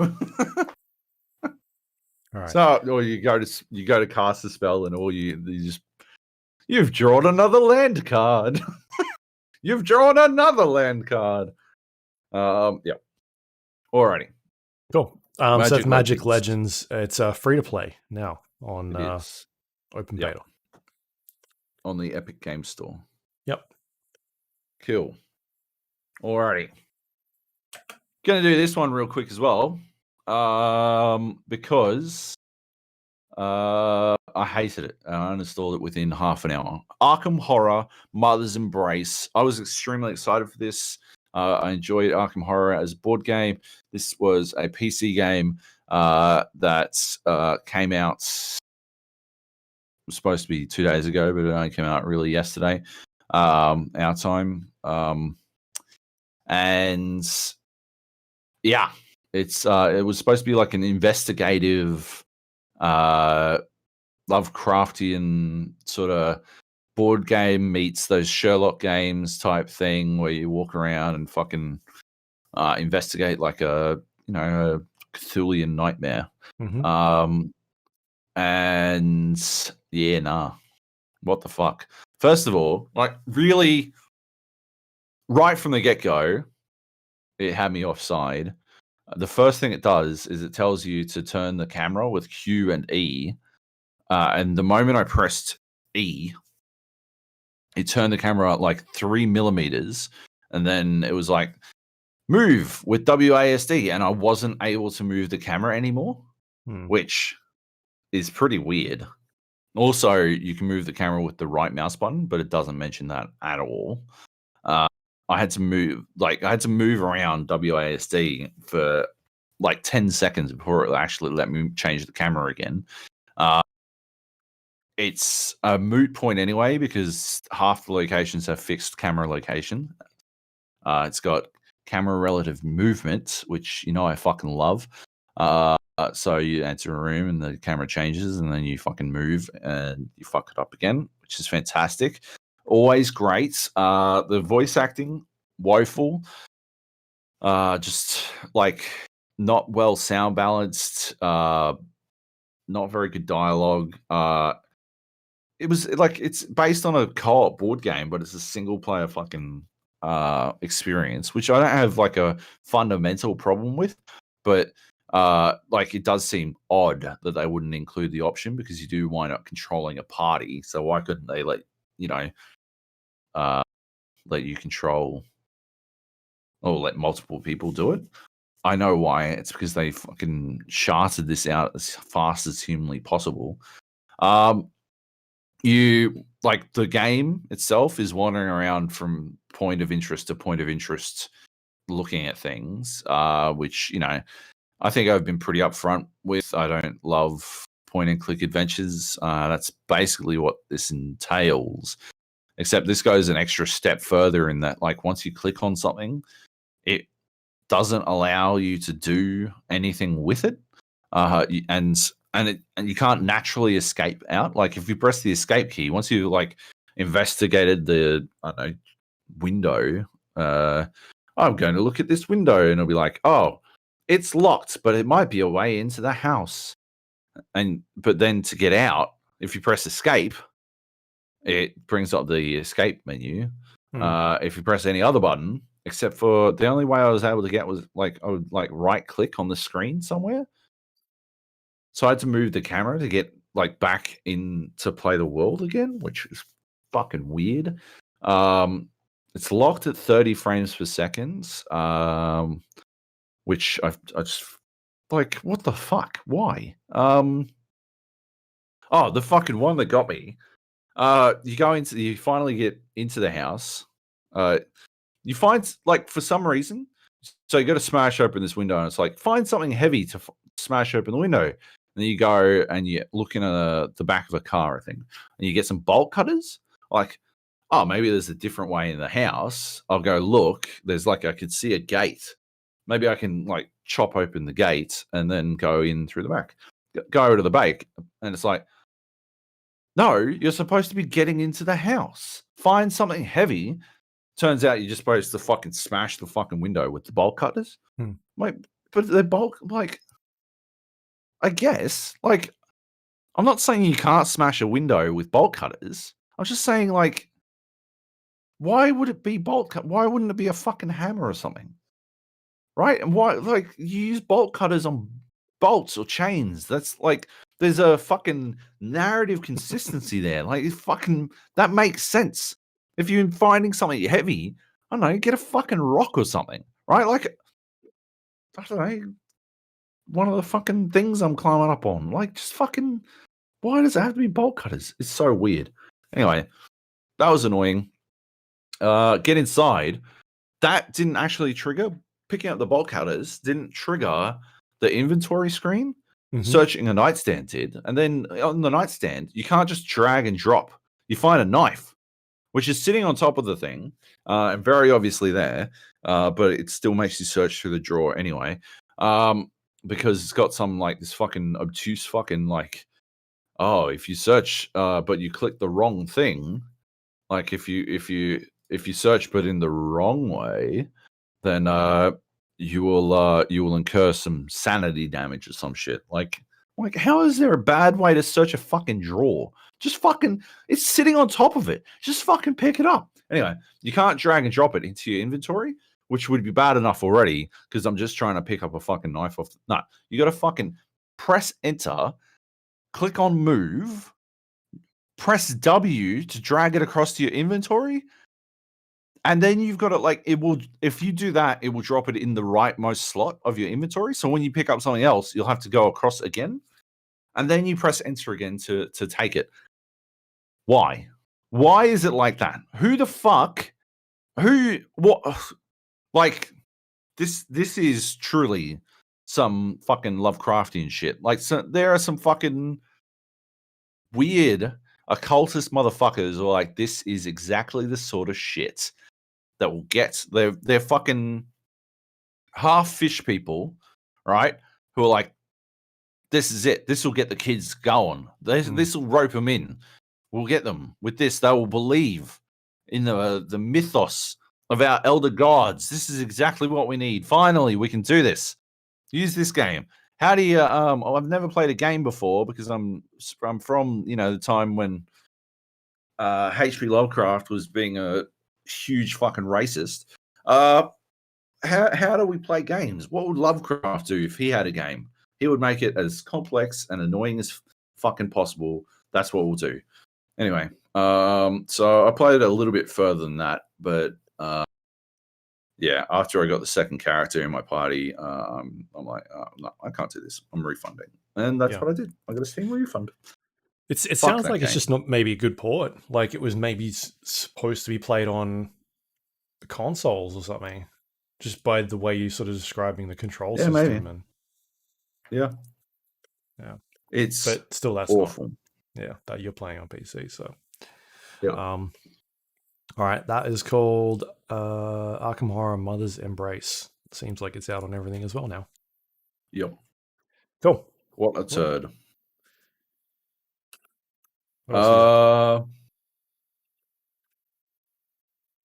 Let's do it. PGA Tour 2K21 Divot Derby. What a fucking masterpiece. A masterclass of game design. Game of the year 2020. This is the game of the year. No, this is going to be the game of the year 2021. Okay, fair enough. It is affectionately known as Golf Royale. It's not a battle royale game technically, but 20 people all tee off at exactly the same time. The balls just fling off. And the goal is to be the fastest person to put their ball in the hole. Yep. That is it. That is the entire game. You can, if it takes you 18 fucking shots to get there, but you're still the fastest, doesn't matter. Like, if you spend your entire time in the fucking sand, doesn't matter. If you go out of bounds like 16 times, doesn't matter. As long as you are first in the fucking hole, that's all that fucking matters. Every round, 3 people get knocked out, or 3-ish people get knocked out. It varies from round to round. As soon as one person has the ball in the hole, a 30-second countdown timer begins, and anyone not in at the end of that fucking 30 seconds, they're out as well. It is a hilarious game.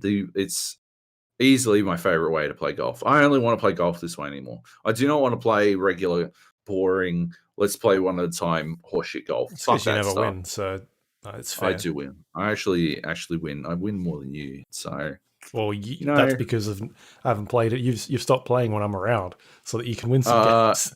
How convenient? How convenient that he's always got an excuse.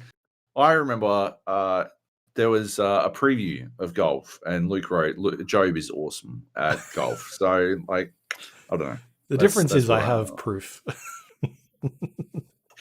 You took the proof out of context, you dog fuck. I didn't write it. You wrote it. Anyway, it is hilarious because like everyone's got different strategies. I can't sit here and pretend like I came up with this strategy on purpose, but it has worked pretty well.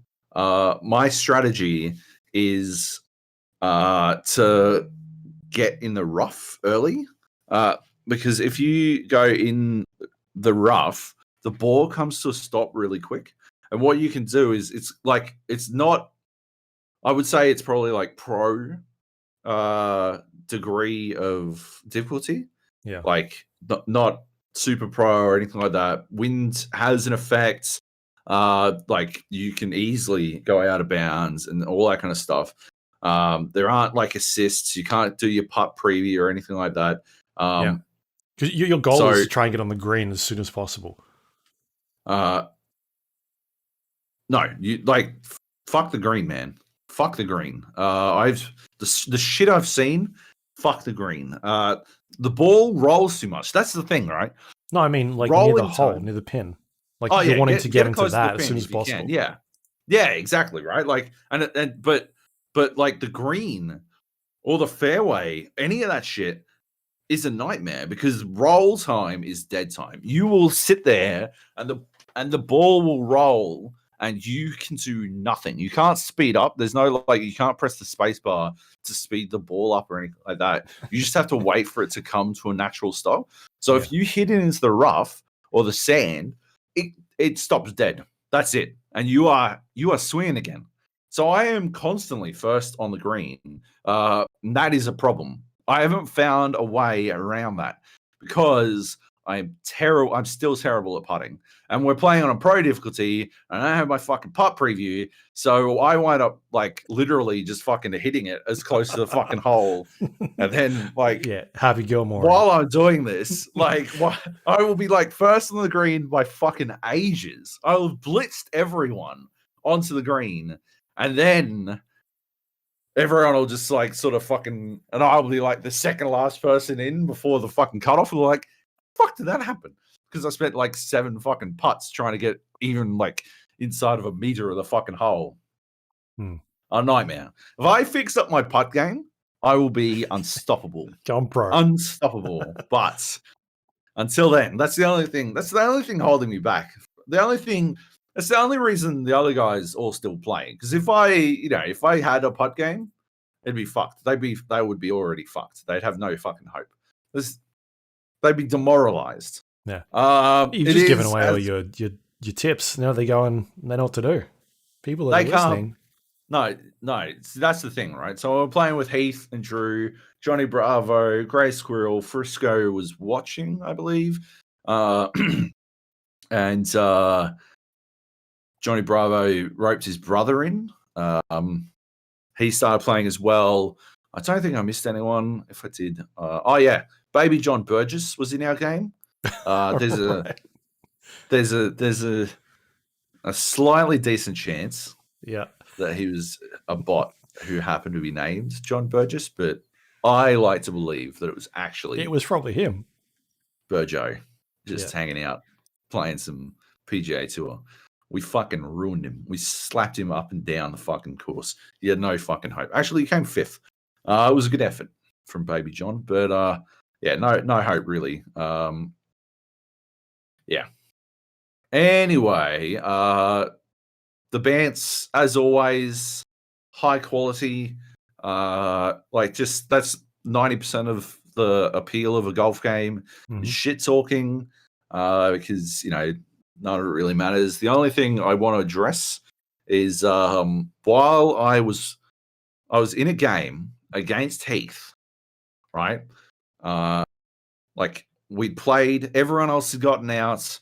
We're coming into the last hole. The winner will take it all. This is for all the marbles. And right as we're about to fucking tee off, Johnny Bravo goes, "Hey, does anyone here like LeBron?" And I said yes, because I like LeBron. And it was like a red flag in front of his brother, who is apparently one of those LeBron haters, who lost his fucking mind. And I'm sitting here fucking trying to fucking backswing while this guy is going fucking bananas about how I'm, the scum of the earth. Which his favorite player is James Harden. I can tell. You can tell. I can tell. Fucking Houston's Hitler. It felt like a dog move, right? Like I'm not like I think the Bants are all good, right? I'm all for the Bants, all for the fucking the fun and the games and the jabbing, okay? But we was like nobody fucking brought up anything about Heath, right? Why target me? That's what I don't understand, right? It just doesn't seem fair, right? Like you can't do that right while I'm trying to fucking if it had been earlier in the match, fine, right? But this was it. It was 1-on-1. You can't do that. That's this seemed planned. Seems like it did seem. Johnny Bravo had a plan going into this. It did seem like that. I think he probably fucking teamed up, super teamed with fucking. He's the Kyrie to Heath's Kevin Durant. It's all coming together, and I guess that would make Pedro James Harden his favorite player. That works out. Hey, yep, science. It's science. And then they paid someone to take my ankle out. Who took fucking Bron's ankle out? Did you see his tweet? Did you see his Twitter? people like fucking going off that he'd like done it deliberately. Yeah. And I don't think anyone who watched it could possibly imagine that he'd done that deliberately. Like, this is no Zaza Pachulia shit. This was like a man falling, continue to fall, and LeBron's foot happened to be there. Like, I mean, they changed rules because of Zaza. Yeah, right. Fucking. No, this is Solomon Hill. Solomon Hill, that's it. I knew it was a hill. Yeah. Gold. Yeah. Poor Solomon. That's shit. He obviously didn't do it. The most disappointing thing about this mode is, though, that I've had some fantastic character creation models in the game. Don't get to see them anymore in this mode because you're just whacking balls around. You do get to see their portrait at the end. So as long as you win, that's even better because you'll be like, this fucking person beat me. Look at this fucking. My biggest disappointment is that it doesn't have Call of Duty style all chat at the end, so you can jump on the mic and yell at other people. Because the Gap crew has never lost, but we have seen other people coming through. So it's always 20 people, but it will fill it out with bots. But we've seen other humans playing. You can always tell the bots from the humans because the humans have like single word names and the bots have two word names, except for baby John Burgess, who went for just called himself John Burgess. For the big spin.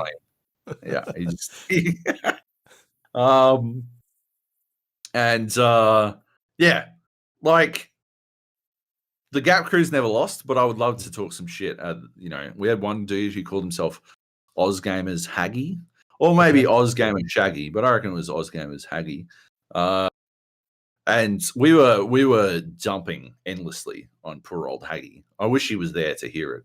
But if we could talk to everyone, I imagine we would continue our same good-natured bants.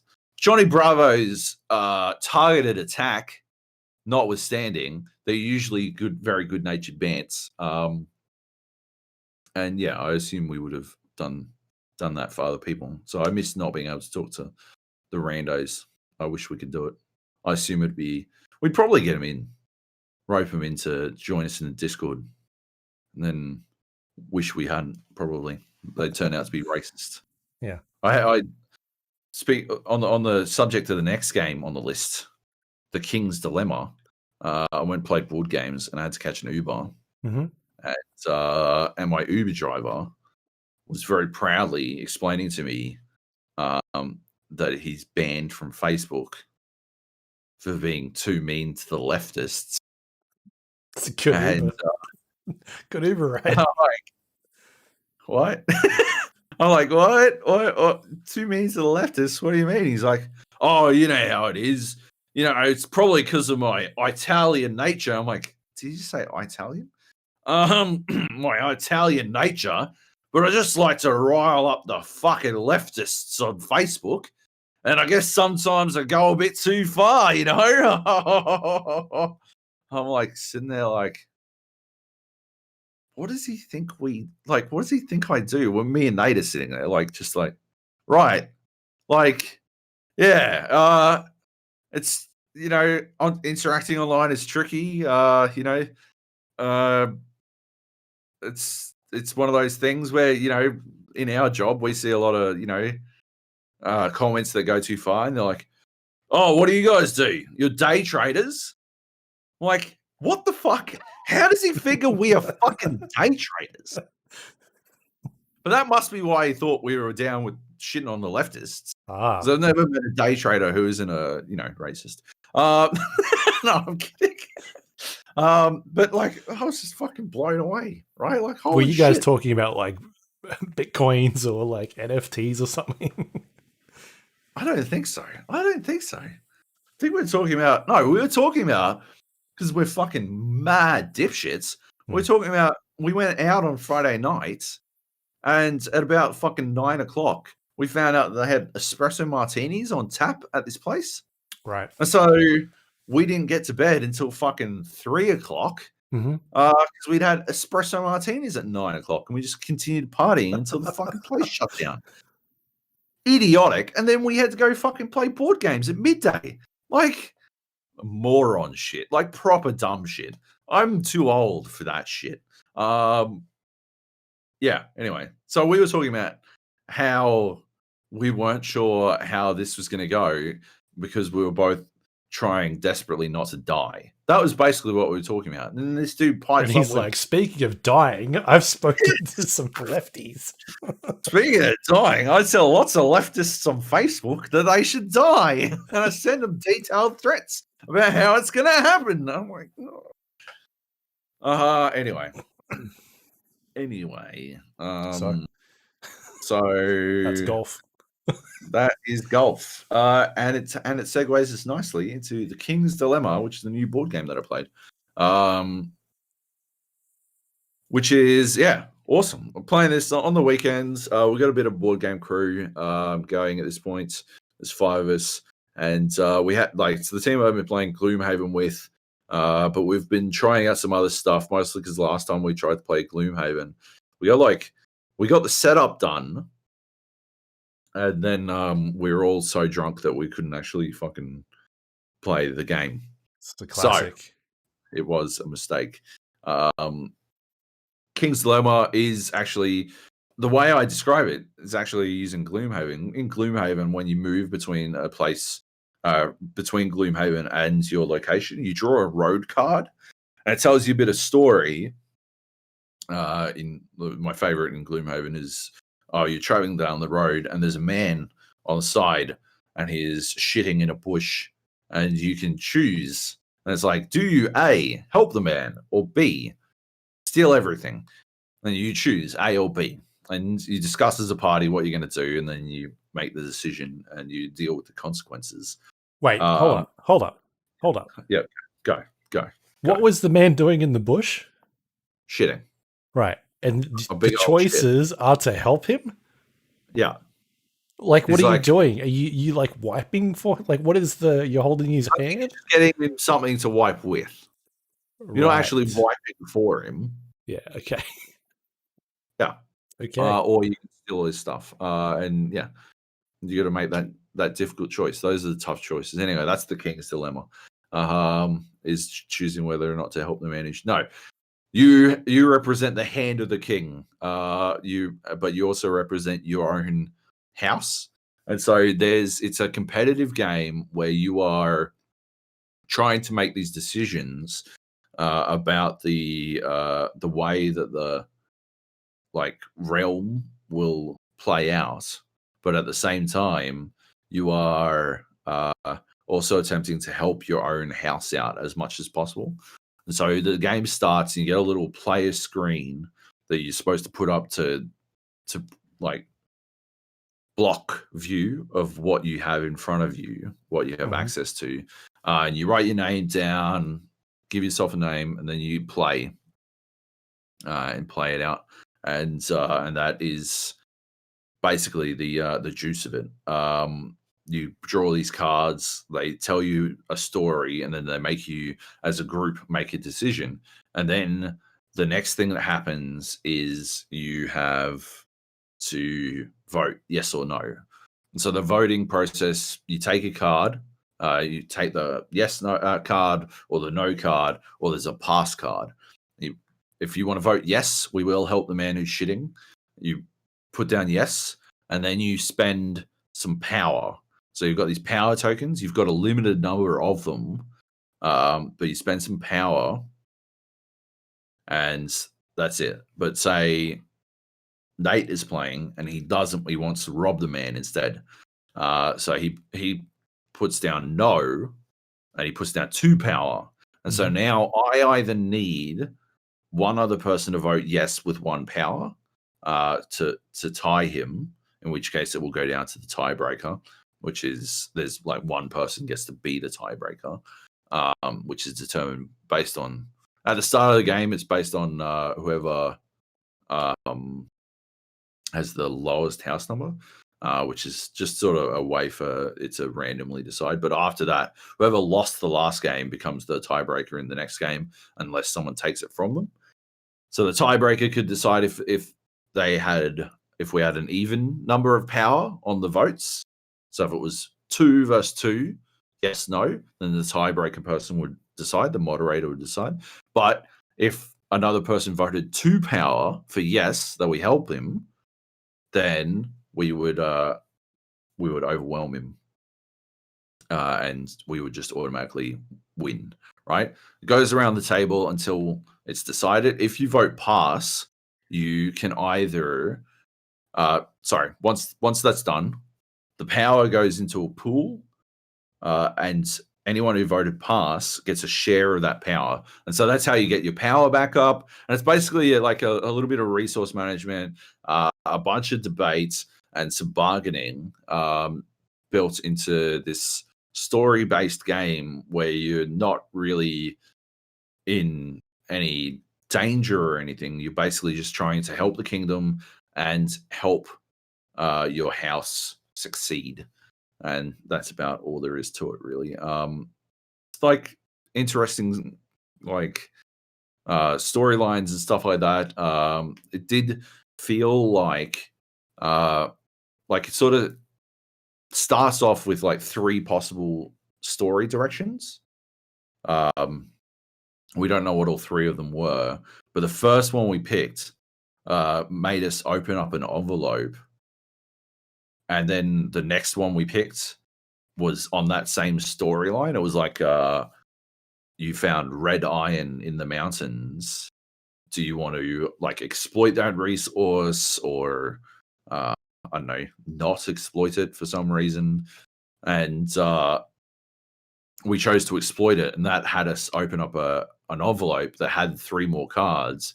And so immediately we picked up another red iron card, and that led to another red iron card. And so it felt almost like we wound up getting a little bit railroaded down the fucking red iron pathway, just because there were an overwhelming amount of red iron storyline cards in the mix compared to the other pathways, if that makes sense. Like if you've got A, B, and C, C then branches out more and continues to build itself out, and you never really get to A or B, which is probably the biggest criticism I have. Like it was a little bit difficult to explain while extremely hungover, possibly still drunk, and drinking more. So that's not really a criticism of the game, more of my own life choices. But like, yeah, that was a bit complex.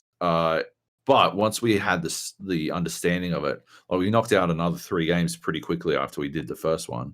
The second game went extremely quickly because the dog asses, the other dog motherfuckers in the game, opted to just fuck over the kingdom hardcore so that they could get a significant amount of personal gain, like really fucking fast. Which I just like, it was literally a case of like, are we going to let our people starve? Or are we going to do this extremely simple thing that would allow them to not starve? And yeah, 2 of the dudes in the party were just like, yeah, we'll let them starve. And I'm like, are you fucking kidding? No. And like, I literally had to spend all of my power to try to stop this from happening. And for whatever reason, I will never understand it, but everyone thought I was being like this because I was reading out the game rules, and we were only in the second game. And so everyone else at the table, well, 2 of the people at the table, got it in their head that I was like trying to do this like fucking min-max god tier metagaming shit, and I was trying to like scam them. And they're like, oh yeah, Joab's read something in the rules. He knows something we don't.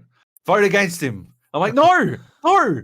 I'm trying to make it so that the people don't starve.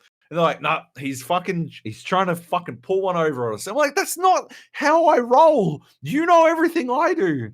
That was actually a huge challenge in explaining the rules. Was I would be like, okay, so what we're gonna do is like when we vote for power, then and someone will be like, what happens when we vote for power? I'm like, well, I don't know. I'm trying to explain that bit. And then I'd explain a little bit more, and they'd be like, oh, yeah. So what do you use the coins for? What are these for? What are these tokens for? I'm like, I don't know. I'm at the same place in the book that you are. How would I know what the fucking tokens are for if we haven't reached in the fucking book yet? Mm-hmm. From the get-go, they assumed I had a lot more knowledge than I had. I was extremely new to it and quite hungover. But anyway, so yeah, the second game, they all assumed I was on some fucking devious shit when all I wanted to do was keep the fucking people from starving to death. And meanwhile, it turns out that the two dudes who had drummed up this campaign that I was on some devious shit, they were on devious shit. They were trying to fucking scam their way into an easy victory really quickly at my expense.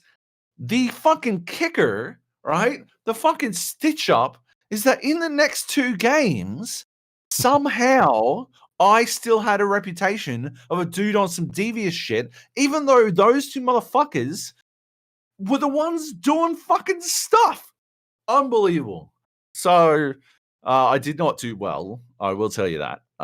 My house has not done well, but I did have a lot of fun. I think it's a really good game because it is a game that is literally about conversing and like the weird paths and directions that our minds can go in when we try to like think through how everyone is playing, how one action will impact everyone else's game.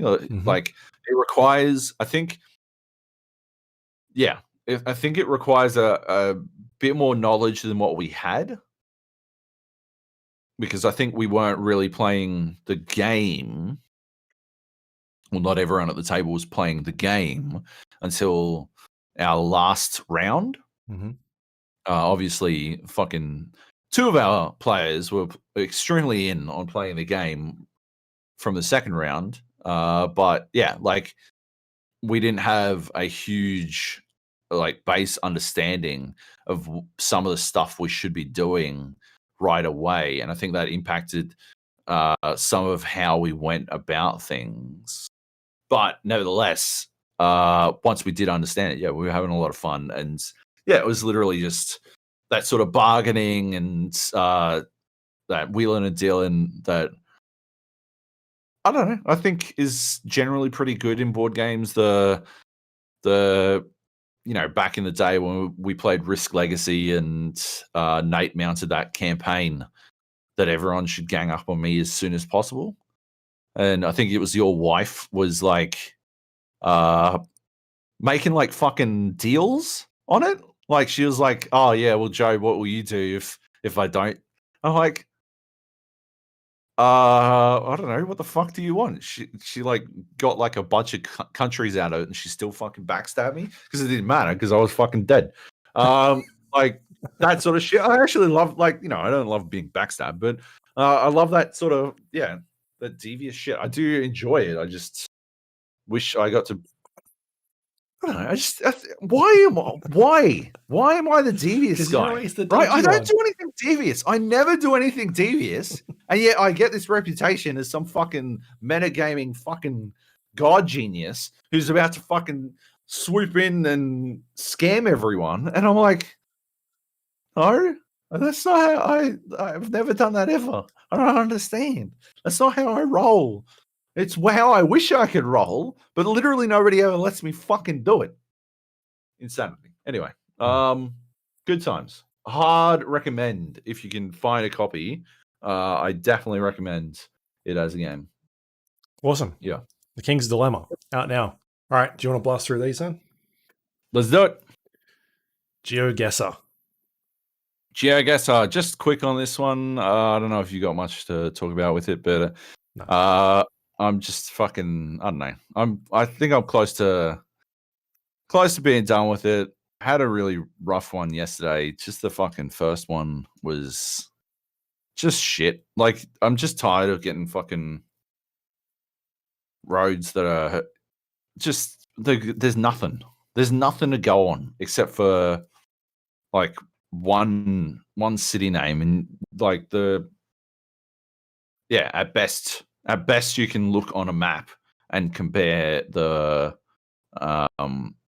script, the alphabet, with letters, and take a educated guess based on the letters that you've seen, and maybe you can work out, oh yeah, well, we must be in Bangladesh because those letters look similar. But there's no way that you can actually make any like more. Like you can maybe work out there's a river, so it'll be on a body of water, and that's about it. And you guess a fucking river, unless you find that name and get really lucky. And yeah, it's just these long roads to nowhere with not enough fucking info, and it's happening. Like last week, it happened quite a bit, and I'm just fucking over that. I do like reading how other people arrived at stuff, but yeah, otherwise, like, yeah, just really annoying. So yeah. All right, Anyway. fair enough. Cool. Yep. Easy. Cool. Let's move on to the last one we got here, which is Hell Let Loose. A game we've been talking about for a few weeks now, but update 9 was pushed out over the last couple of days, which introduced a bunch of new changes to the game. Might quickly go through them. I don't have them up, but what was there? They've made a bunch of map changes to balancing and things like that. They've added in a melee combat system, so you can now melee people with either a shovel or a knife. They have changed the way that barbed wire has worked. It now notifies enemies when you're nearby by making noises. It doesn't cause damage to you. Added in some new weapons, MG34, and just basically like a bunch of balance changes and UI updates and that sort of stuff. You know, general changes you normally see in these types of games. But if anyone's not aware, Hell Let Loose is a first-person shooter set in World War II on a large-scale 100-person battlefield where you're completing objectives and going up against the other team trying to do so. It's very slow-paced. Games can take an hour and a half. Some games can take 20 minutes, 10 minutes, depending on how well your team is doing. But it is a very large-scale game that spans across a huge map, which we've taken a liking to the last couple of weeks. So, Joab, what are your thoughts on this new update? Anything that sort of stands out to you at all? I think, well, they've changed how garrisons work. Yep. Again, I wasn't terribly attached to how they worked, but it is an odd change. You can't put them in neutral sectors anymore, and I think garrison management is a pretty fucking tricky thing in Hell Let Loose because it requires a fair amount of coordination, right? And so garrisons are spawn locations, right? Yeah, garrison is a spawn location that anyone can spawn at. Outposts are a spawn location that only your squad can spawn at. And as a person who plays the squad leader role, quite often you just wind up in these situations where if, like, when you put an outpost down and the enemy takes the sector, your outposts disappear. Or if the enemy gets on top of your outposts disappear. And if you don't have a garrison up, you just wind up in these situations where it just... you wonder what the fuck the rest of the commander is doing. Like, what have they not been paying attention? Why didn't they get a fucking Gary down? Why didn't, like, I would happily go and put a garrison down if you fucking asked me to. I don't have a problem with detouring from what I'm doing to go do it, and I've done it a lot. But if you never fucking ask me, then I won't do it because I presume that you've got something else in mind. Sure. Yeah, it's starting to get to a point where, like, now as a squad leader, I'm starting to have to, like, do the commander fucking thing as well. I do not want to play commander under any circumstances. It seems like a thankless task. And right now I'm complaining about commanders who don't seem to be doing anything when I'm sure they're doing loads of stuff. You just can't fucking see it. Because they've got a fucking ton on their plate, right? It's just annoying when, like, you know, we're playing that one yesterday where what map was it? Like Carentan, maybe? No, not Carentan, but the one like Carentan with the church in the middle. We're playing that map. Our shithole team failed to get on the fucking point fast enough. We lost our outpost immediately. It turns out nobody had built in garrisons. Some fuckheads used the fucking supply truck as a way to get up to the church and had parked it now deep in enemy territory without ever building a fucking garrison at our other fucking cap point. So the enemy was able to get to cemetery, the second cap point, before we were, because we didn't have any fucking points up. Like, ridiculous. When another squad put a fucking garrison up, I was running over to it and I got shot. So another fucking squad lead put it up. They put it in the middle of a fucking road. Yeah. The enemy had a fucking MG lie on the road and cut down anyone who fucking spawned in. Like, literally just murdered as soon as you spawn on that Gary. Like, ridiculous. So now you got to fucking deal with, like, annoying. That was the last one we played, and we were top in defensive effectiveness, second in offensive effectiveness, second in combat effectiveness, and second in support, like across the board. And it's not like there was one team that was first in the rest of them. No, one team was top and then bottom in every other fucking thing. We were the fucking first or second place in fucking everything, and it was like we literally could not have done more. And it's just aggravating. Like, the shit we put together, and it still wasn't even nearly enough. We held that fucking last point. I may have literally solo held that last point on my own for a good 6 minutes. I think I was literally alone on that point because you guys were running over and stuck because they were all over us. And you guys, I'd put the outpost down in a place that would allow us to get into cemetery and not get murdered on a fucking road by an MG. And you guys, I think you guys were clearing out that MG, right? Yeah, that's what you were doing, which was good, which was necessary work, right? And at the same time, I'm sitting there on the fucking last point where we're literally going to lose. And yeah, I put up a danger close outpost right on top of, there was a tank literally next to me. They got up. You guys come through. You cleaned out the fucking the bad guys. I was literally there just to keep the point alive, because if I died, we would have lost the point, and that was basically all there was to it. And yeah, I just waited it out until you guys arrived, and then we cleared out that fucking point. We cleared out the little outpost they had that was reinforcing them. I just, for what, right? What a fucking ball ache, man. I had a lot of fun, and it's not a criticism of the new garrison system. It's just that's just the luck of the draw of you getting somebody that maybe doesn't know what they're doing, like a commander. Oh, I think in that one we had a commander the commander was the one who drove the supply truck, and then they quit the game. Yeah, because we didn't have a commander for a while, I feel like. No, yeah. So I think a guy in our team left to go be the commander. Yeah, in our squad, yeah. And it turns out he was like a server admin. But yeah, fuck me, man. Yeah. Just ridiculous shit. That is the trade-off that I think you get with these robust, amazing team play games, is when you give players enough freedom to construct that epic path to victory. Like you were talking about last week, with battlefield moments, right? When you give players enough room to construct their own battlefield moments, they will wind up being so much more amazing. But you also have to deal, the incredible highs will come with some pretty spectacular lows. And I guess that's why Battlefield as a series has trended away to the more action. The less constructed battlefield moments. You still have battlefield moments, but they're nowhere near as epic it's to avoid those divots. I guess it makes sense, but it does make it, I don't know, less disappointing. Yeah.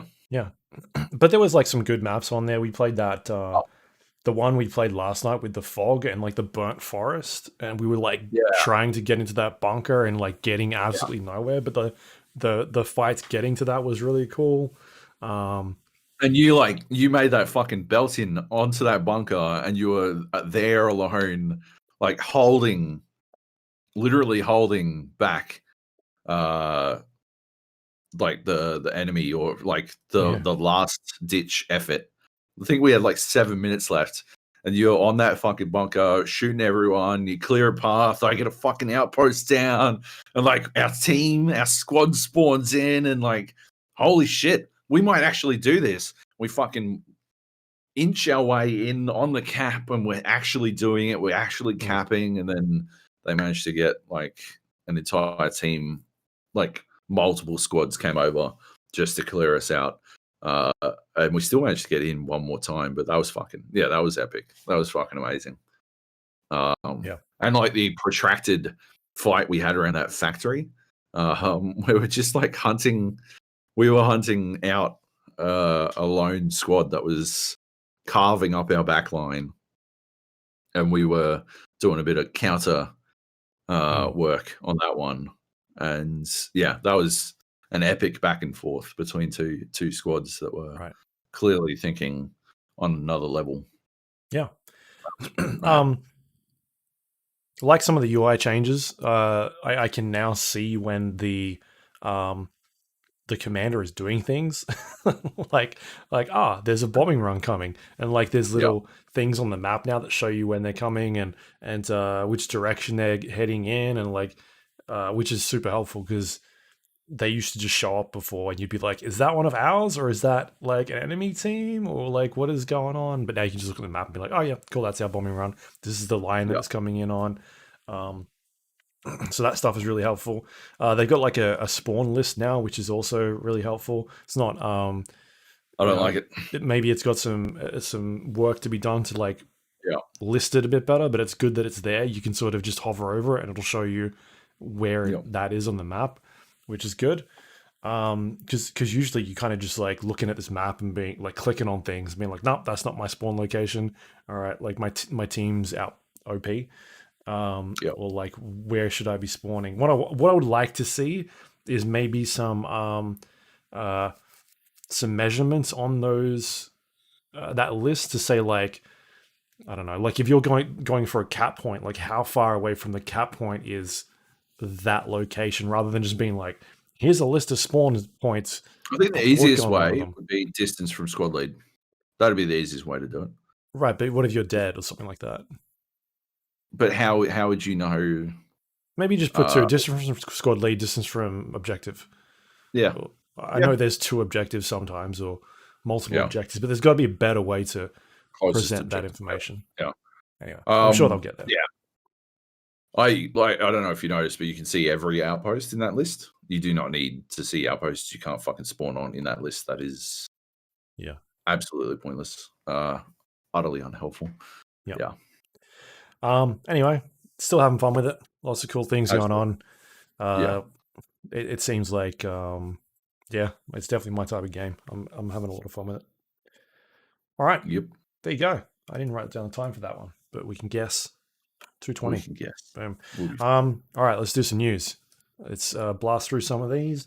Not a whole lot going on, but to kick things off, we've got Bloomberg did a report that said multiple people familiar with the Nintendo's plan is that the new Switch will take advantage of NVIDIA's DLSS technology. Which makes sense, right? The Tegra chip is core to the Switch, and the Tegra 2 has those fucking AI chips that they fucking love built into it. So that makes sense. DLSS is fucking phenomenal. Why wouldn't it take advantage? Right. Anything that can help it. Maybe the new Switch will be able to play Breath of the Wild at 60 frames, just like the Wii U emulator is capable of doing it. Yeah. I think this is the biggest mistake that these consoles have done this year or this time round is that they've gone with AMD and AMD doesn't have a solution to that. Yeah. At this Yeah. point, at least, when they come out with their pro, SKUs or whatever it is they'll call them, maybe we'll have something by then. But Yeah. for the next 3 or 4 years, this is what you got. Yeah. So I think it's a bit of a mistake. Anyway, that's that. That sounds cool. All right, next up, we've got Amazon Games opens up a new development studio in Montreal, headed by the founding members of industry veterans, including Luc Bouchard, who is the head of production, Xavier Marquez, who is the creative director, Alexander Remy, who is the head of product, and Romain Rameau, who is the content director. And these might be some familiar names because I've interviewed a bunch of these guys in the past because they are the core development team for Rainbow Six Siege, the tactical shooter that we have talked about quite a lot on this show. So they've left Ubisoft and gone along and taken in some big bucks over at Amazon to make a multiplayer shooter, I would assume. Yeah, you would assume. I think the only thing that needs to happen is Amazon needs to trust these dudes to fucking do their jobs, which, based on reports of their maybe never coming out MMO, has not traditionally been the way that they did shit. Apparently, they were micromanaging the fuck out of that, and they micromanaged it into the dirt. So hopefully they've learned their mistake and will allow these guys to create something, as opposed to fucking it up. Yeah. I mean, that's a big surprise. Obviously, a bunch of these guys stepped away from Rainbow the end of last year. We talked about it. I kind of just assumed that they'd moved on to something else at Ubisoft, and I thought that's what they were doing. But it seems like Amazon came in and was like, "Hey, you want some money? We can give you some money." Yeah. Anyway, so I'm excited to see what those guys do. They made an awesome game with Rainbow Six Siege, which hit new records on Steam this week as well. Like in terms of player counts, it's currently 4th on Steam as of today, which is huge. Yeah, that's awesome. It nearly cracked 200,000 peak players on Steam alone, which is huge. That's not counting like the Ubisoft platform or the console or anything like that. So yeah, that's massive. That is huge. Big numbers. Yeah. Cool. All right, next up we've got Disco Elysium has been refused classification in Australia. What was this for? What was the reasoning behind it? The usual stuff. In this case, it is drug use, I believe, primarily drug use as related to rewards. It's. I wanted this one up there because it feels like, I don't know. I feel very cynical. This feels like a, I don't know, marketing stunt to me. Because Disco Elysium didn't get fucking refused classification when it first came out. I don't know if they had to go through the board, but for it to suddenly hit the board, and I assume they would have had to actually go to the board because they did change the rules for online purchases. Because the classification board changed the way you submit games. It was like an online form, and maybe that's where it's triggered it. Maybe, as opposed to having someone sit down and play this thing. So it's so meaningless. You can still buy it anywhere online. I still own it on Steam. And I'm sure this thing goes through anyway. Once someone sits down and checks it out. Yeah. This is probably just an automatic thing that's popped up, like a form someone's filled out, and it's gone, nope. And so it's hit the system, and then the websites have picked it up and been like, it's been banned. Yeah. And it hasn't. So yeah. Anyway. Just seemed like a cynical attempt to get some press. Anyway. Yeah. Next up, we got Gotham Knights has been pushed back to 2022.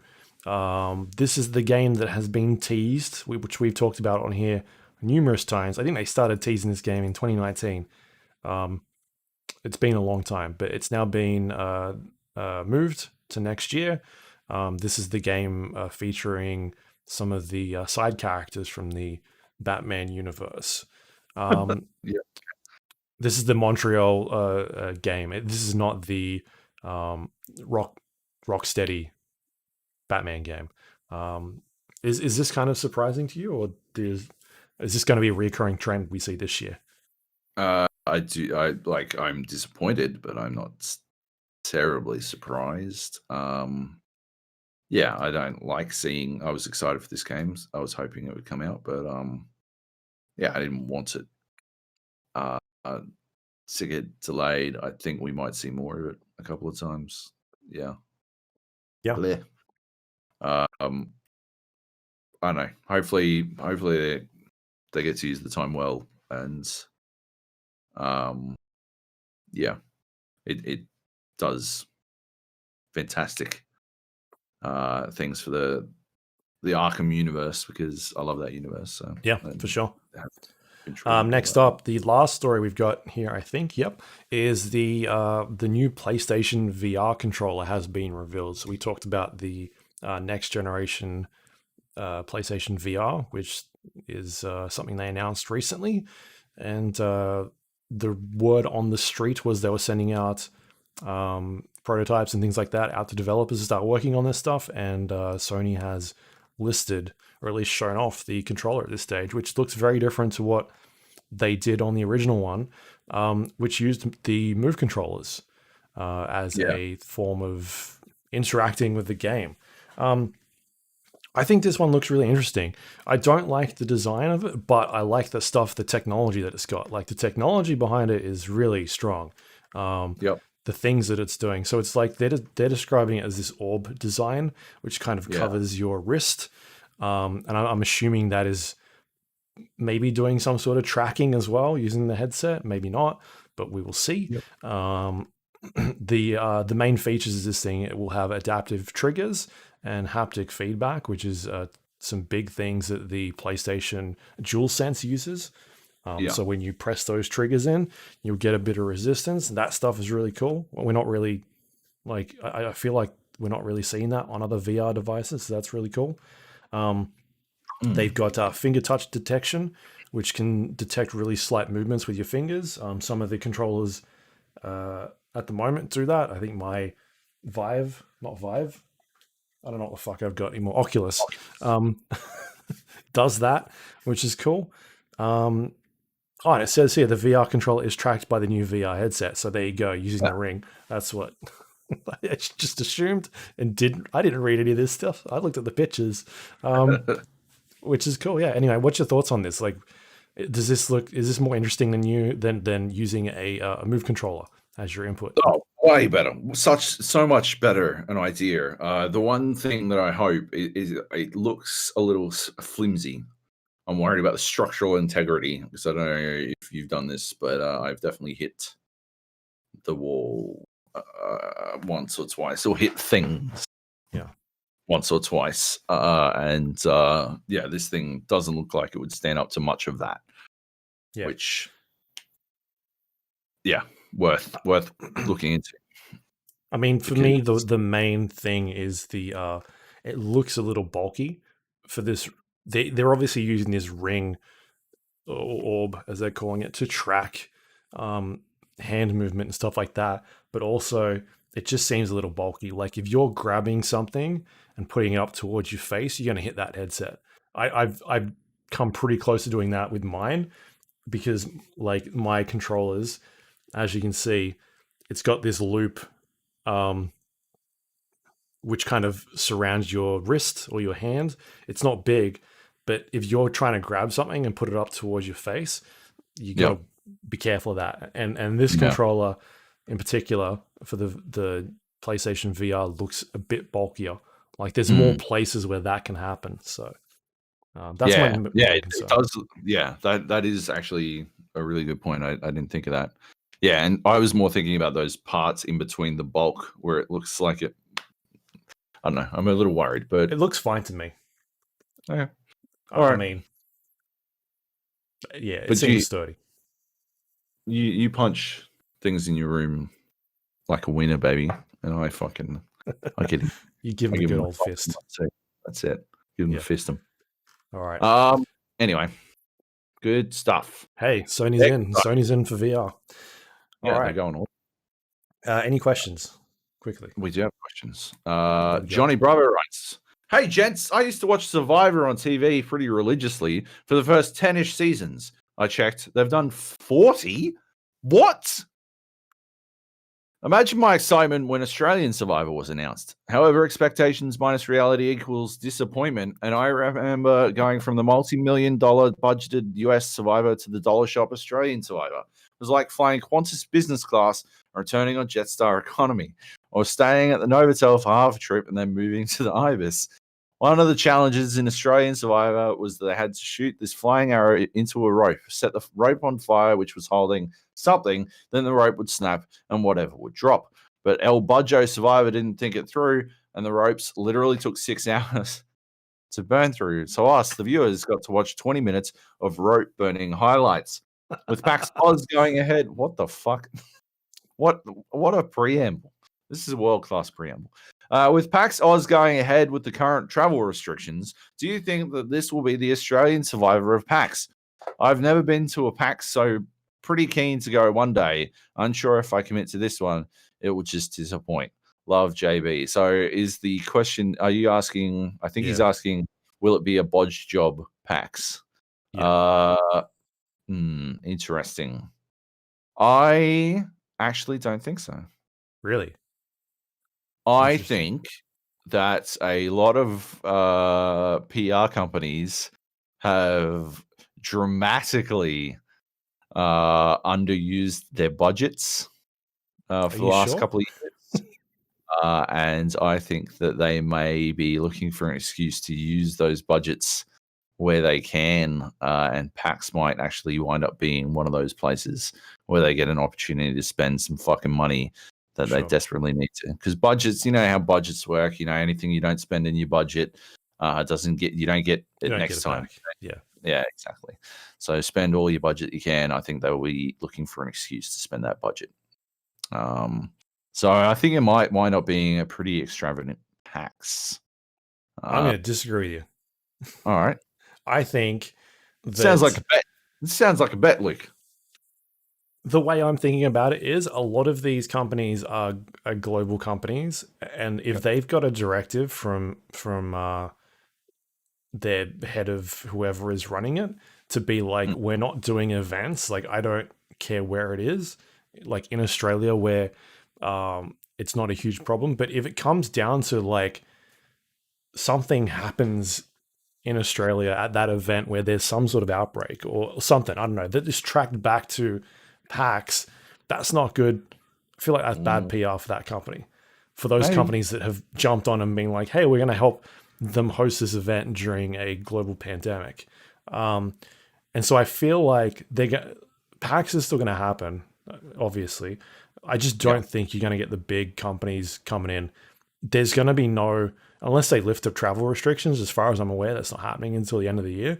Like, you're not going to have any international guests coming through, so you're not going to have those people that usually come along to these type of things that show off those big games, and like producers and creative directors or writers or designers.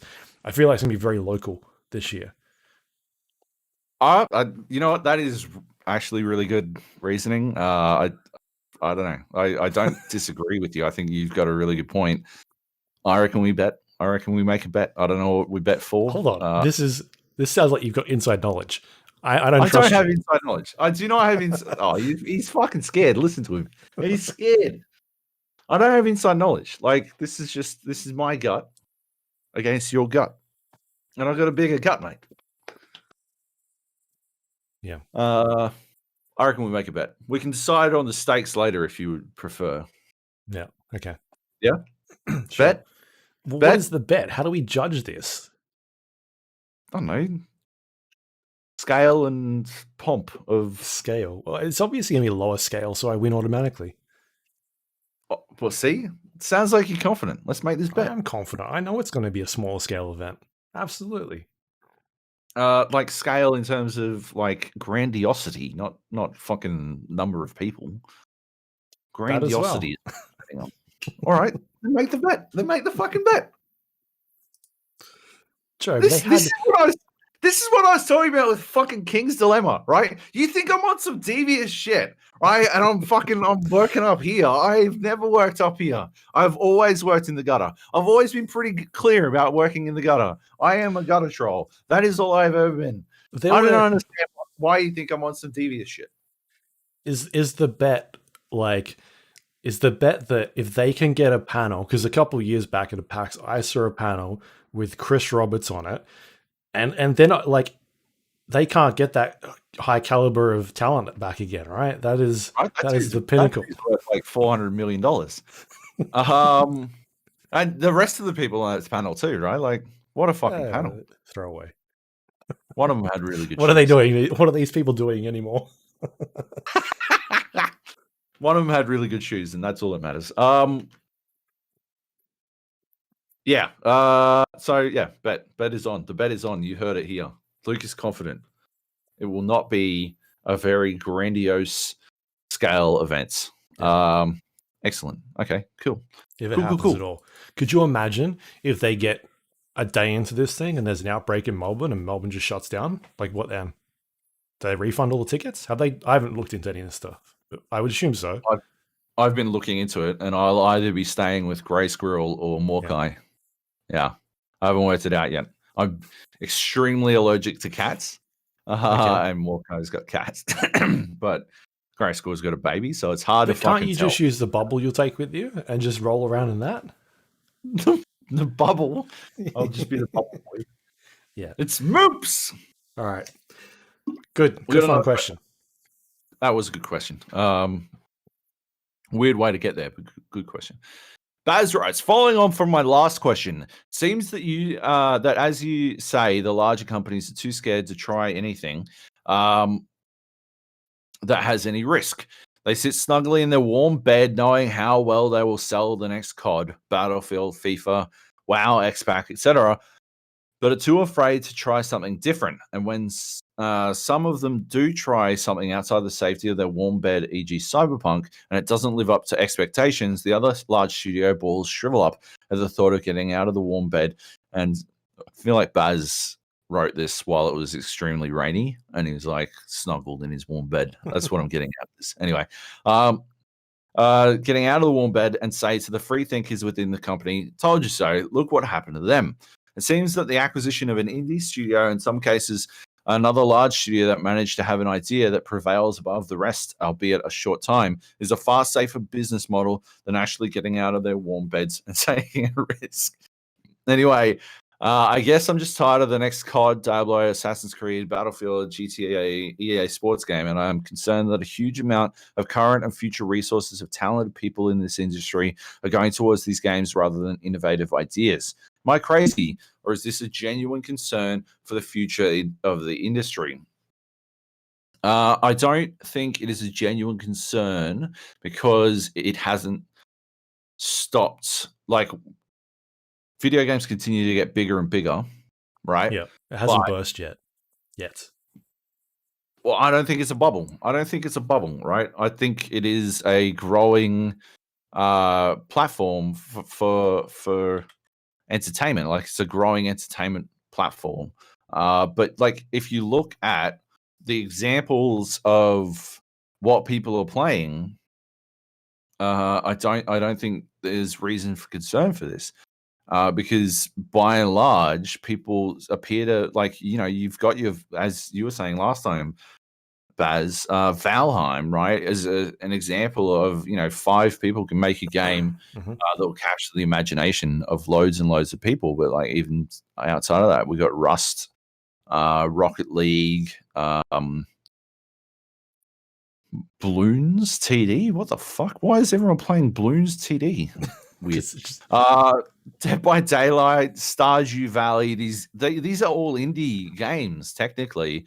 Rocket League obviously got bought out, but they were an indie game when they fucking made it. Psyonix was independent of any publisher when they created it. Like, it is a situation where, like, I think we will always. I'm like, I'm not gonna lie, I'm excited for the next fucking Diablo, the next fucking Battlefield, the next fucking GTA. Call I of want these Duty, fucking yeah. games. I'm amped for them. I don't think that I personally don't think that like innovation has stagnated. I think to put GTA up against Cyberpunk and come away with the expectation that somehow Cyberpunk proves there's failure. I think Cyberpunk failed all on its own, right? I don't think Cyberpunk did anything outside of the safety of its warm bed. That was all of those failures were evident of them attempting to do Witcher Something they haven't things, done before. Yeah. but in a way they hadn't done it before. That's not failure innovation. That's like, that's just biting off more than they could chew. Like they were trying to do, they had it with The Witcher, and then they're like, well, we can do that and Grand Theft Auto at the same time. Yeah, I don't think that's innovation necessarily. That's just overreaching. Like you look at, I think Cyberpunk's a perfect example. You look at, we're running out of time. You look at games like some of those that he's listed: Assassin's Creed, GTA, Call of Duty. They are built on a foundation that has existed before, right? They're borrowing gameplay designs and fundamentals and mechanics and things that have been done in games previous, and they reiterate on them. You know, it's like when you used to play those 15 years ago, where you would play a game and it was like, this is powered by the Quake engine or something like that. Like they're using stuff that has come before them and they're building upon it. Whereas a game like Cyberpunk, they don't have something to, like, this is the first one of those that they've done, right? Yeah. And so, I don't know. I think that is a separate example. Obviously, that is a huge, big scale game, but some of those other games that are on that list, like they've got decades of games that have come before that they built upon. Like they kept building all these extra mechanics and things that that have proven that they work. So that's why you see those large scale games. It's safer. It's such a safer bet for them because it's so much cheaper than building a brand new game and starting from scratch, because it takes so much time to do. But you still wind up seeing a significant amount of innovation. Maybe not in the FIFAs. Maybe not in the sports games. Not in the yearly release stuff. Yeah, but in the games that take a little bit more time to gestate, the Grand Theft Autos or Battlefields, I think you do wind up seeing innovation. I mean, we don't know what fucking Battlefield 6 is going to bring yet, but I'm extremely excited. I think that's going to surprise people. I feel like it's going to surprise people. Well, I think it has to, really. I think DICE has been on the back foot for a little while now, so they have to. But outside of that, I don't think there is brain drain of talented people being wasted on large scale games, because there's there are opportunities, as Luke was saying in the news. The Rainbow Six Siege team, that's the fourth most popular fucking game, and they got bought out by Amazon. But even outside of that, the third most popular game is fucking Valheim. Like there are opportunities. If I was worried about anything in the industry, it would be the effect Game Pass is going to have on value proposition concepts in video games, because we're going to wind up in a situation. I worry that we're going to wind up in a situation where I'm like, well, I wouldn't pay $30 for Undermine, but I would pay $20, or I can play it for the price of an Xbox Game Pass for PC subscription and just play it there. And then how much of that do they get? What percentage of that money do they get? Do they get an upfront price or what? And if that doesn't wind up, exciting people from the outset, if that the money that they might get from Game Pass doesn't excite them, do we wind up in a situation where music artists don't make money off selling songs anymore? They make money on live events. There's no live event for a fucking game company. They can't they can't do a concert, right? So if we wind up in a Spotify situation where game devs are only getting cents on the fucking dollar out of their fucking games, that is a far greater concern for me. But right. And it's about money as well. Like you end up with an Anthem, right, where they spend years and years and so much money on a game, and it tanks, right? Yeah, and that's a huge amount of money lost. Some EA can afford to do that. I think that Anthem's a great example of what Baz was talking about. Anthem, I think, might be the proof of the pudding that, like, I don't think you need to be worried about the future of the industry, but the example, like, I think Anthem's a way better example of the trying to go out of the warm bed. But I think that was that was neutered by internal meddling. That was fucking Andy Wilson getting his fingers all in there. Bloody Andy. He's like, I need more football cards. Get me more cards. Drew. Actually, it's Drew, isn't it? It's Drew Wilson. It's a real Dr. E3 Wilson move. That's what they call him. Dr. E3 Wilson. Yeah. Anyway, good question, guys. Yeah, I don't know, man. Like, I don't think you have to be concerned about the future of the industry unless, you are particularly done with every big name game. Like, if you really aren't excited for the new Battlefield, the new GTA, that's fair enough. There's other games out there you can play. There is, but maybe there is cause for some concern in that I don't know what you get excited for, but at the same time, you can find something that will excite you in the present. Like, it's a future concern as opposed to, but there's a lot of present excitement that I'm sure will keep you going until you. Maybe Baz is excited for Prologue, the Player Unknown's next game, whatever he's working on. Yeah. How could you not be? No. All right. No. Good questions. That's the podcast. We got to get out of here. Joe's got things to do.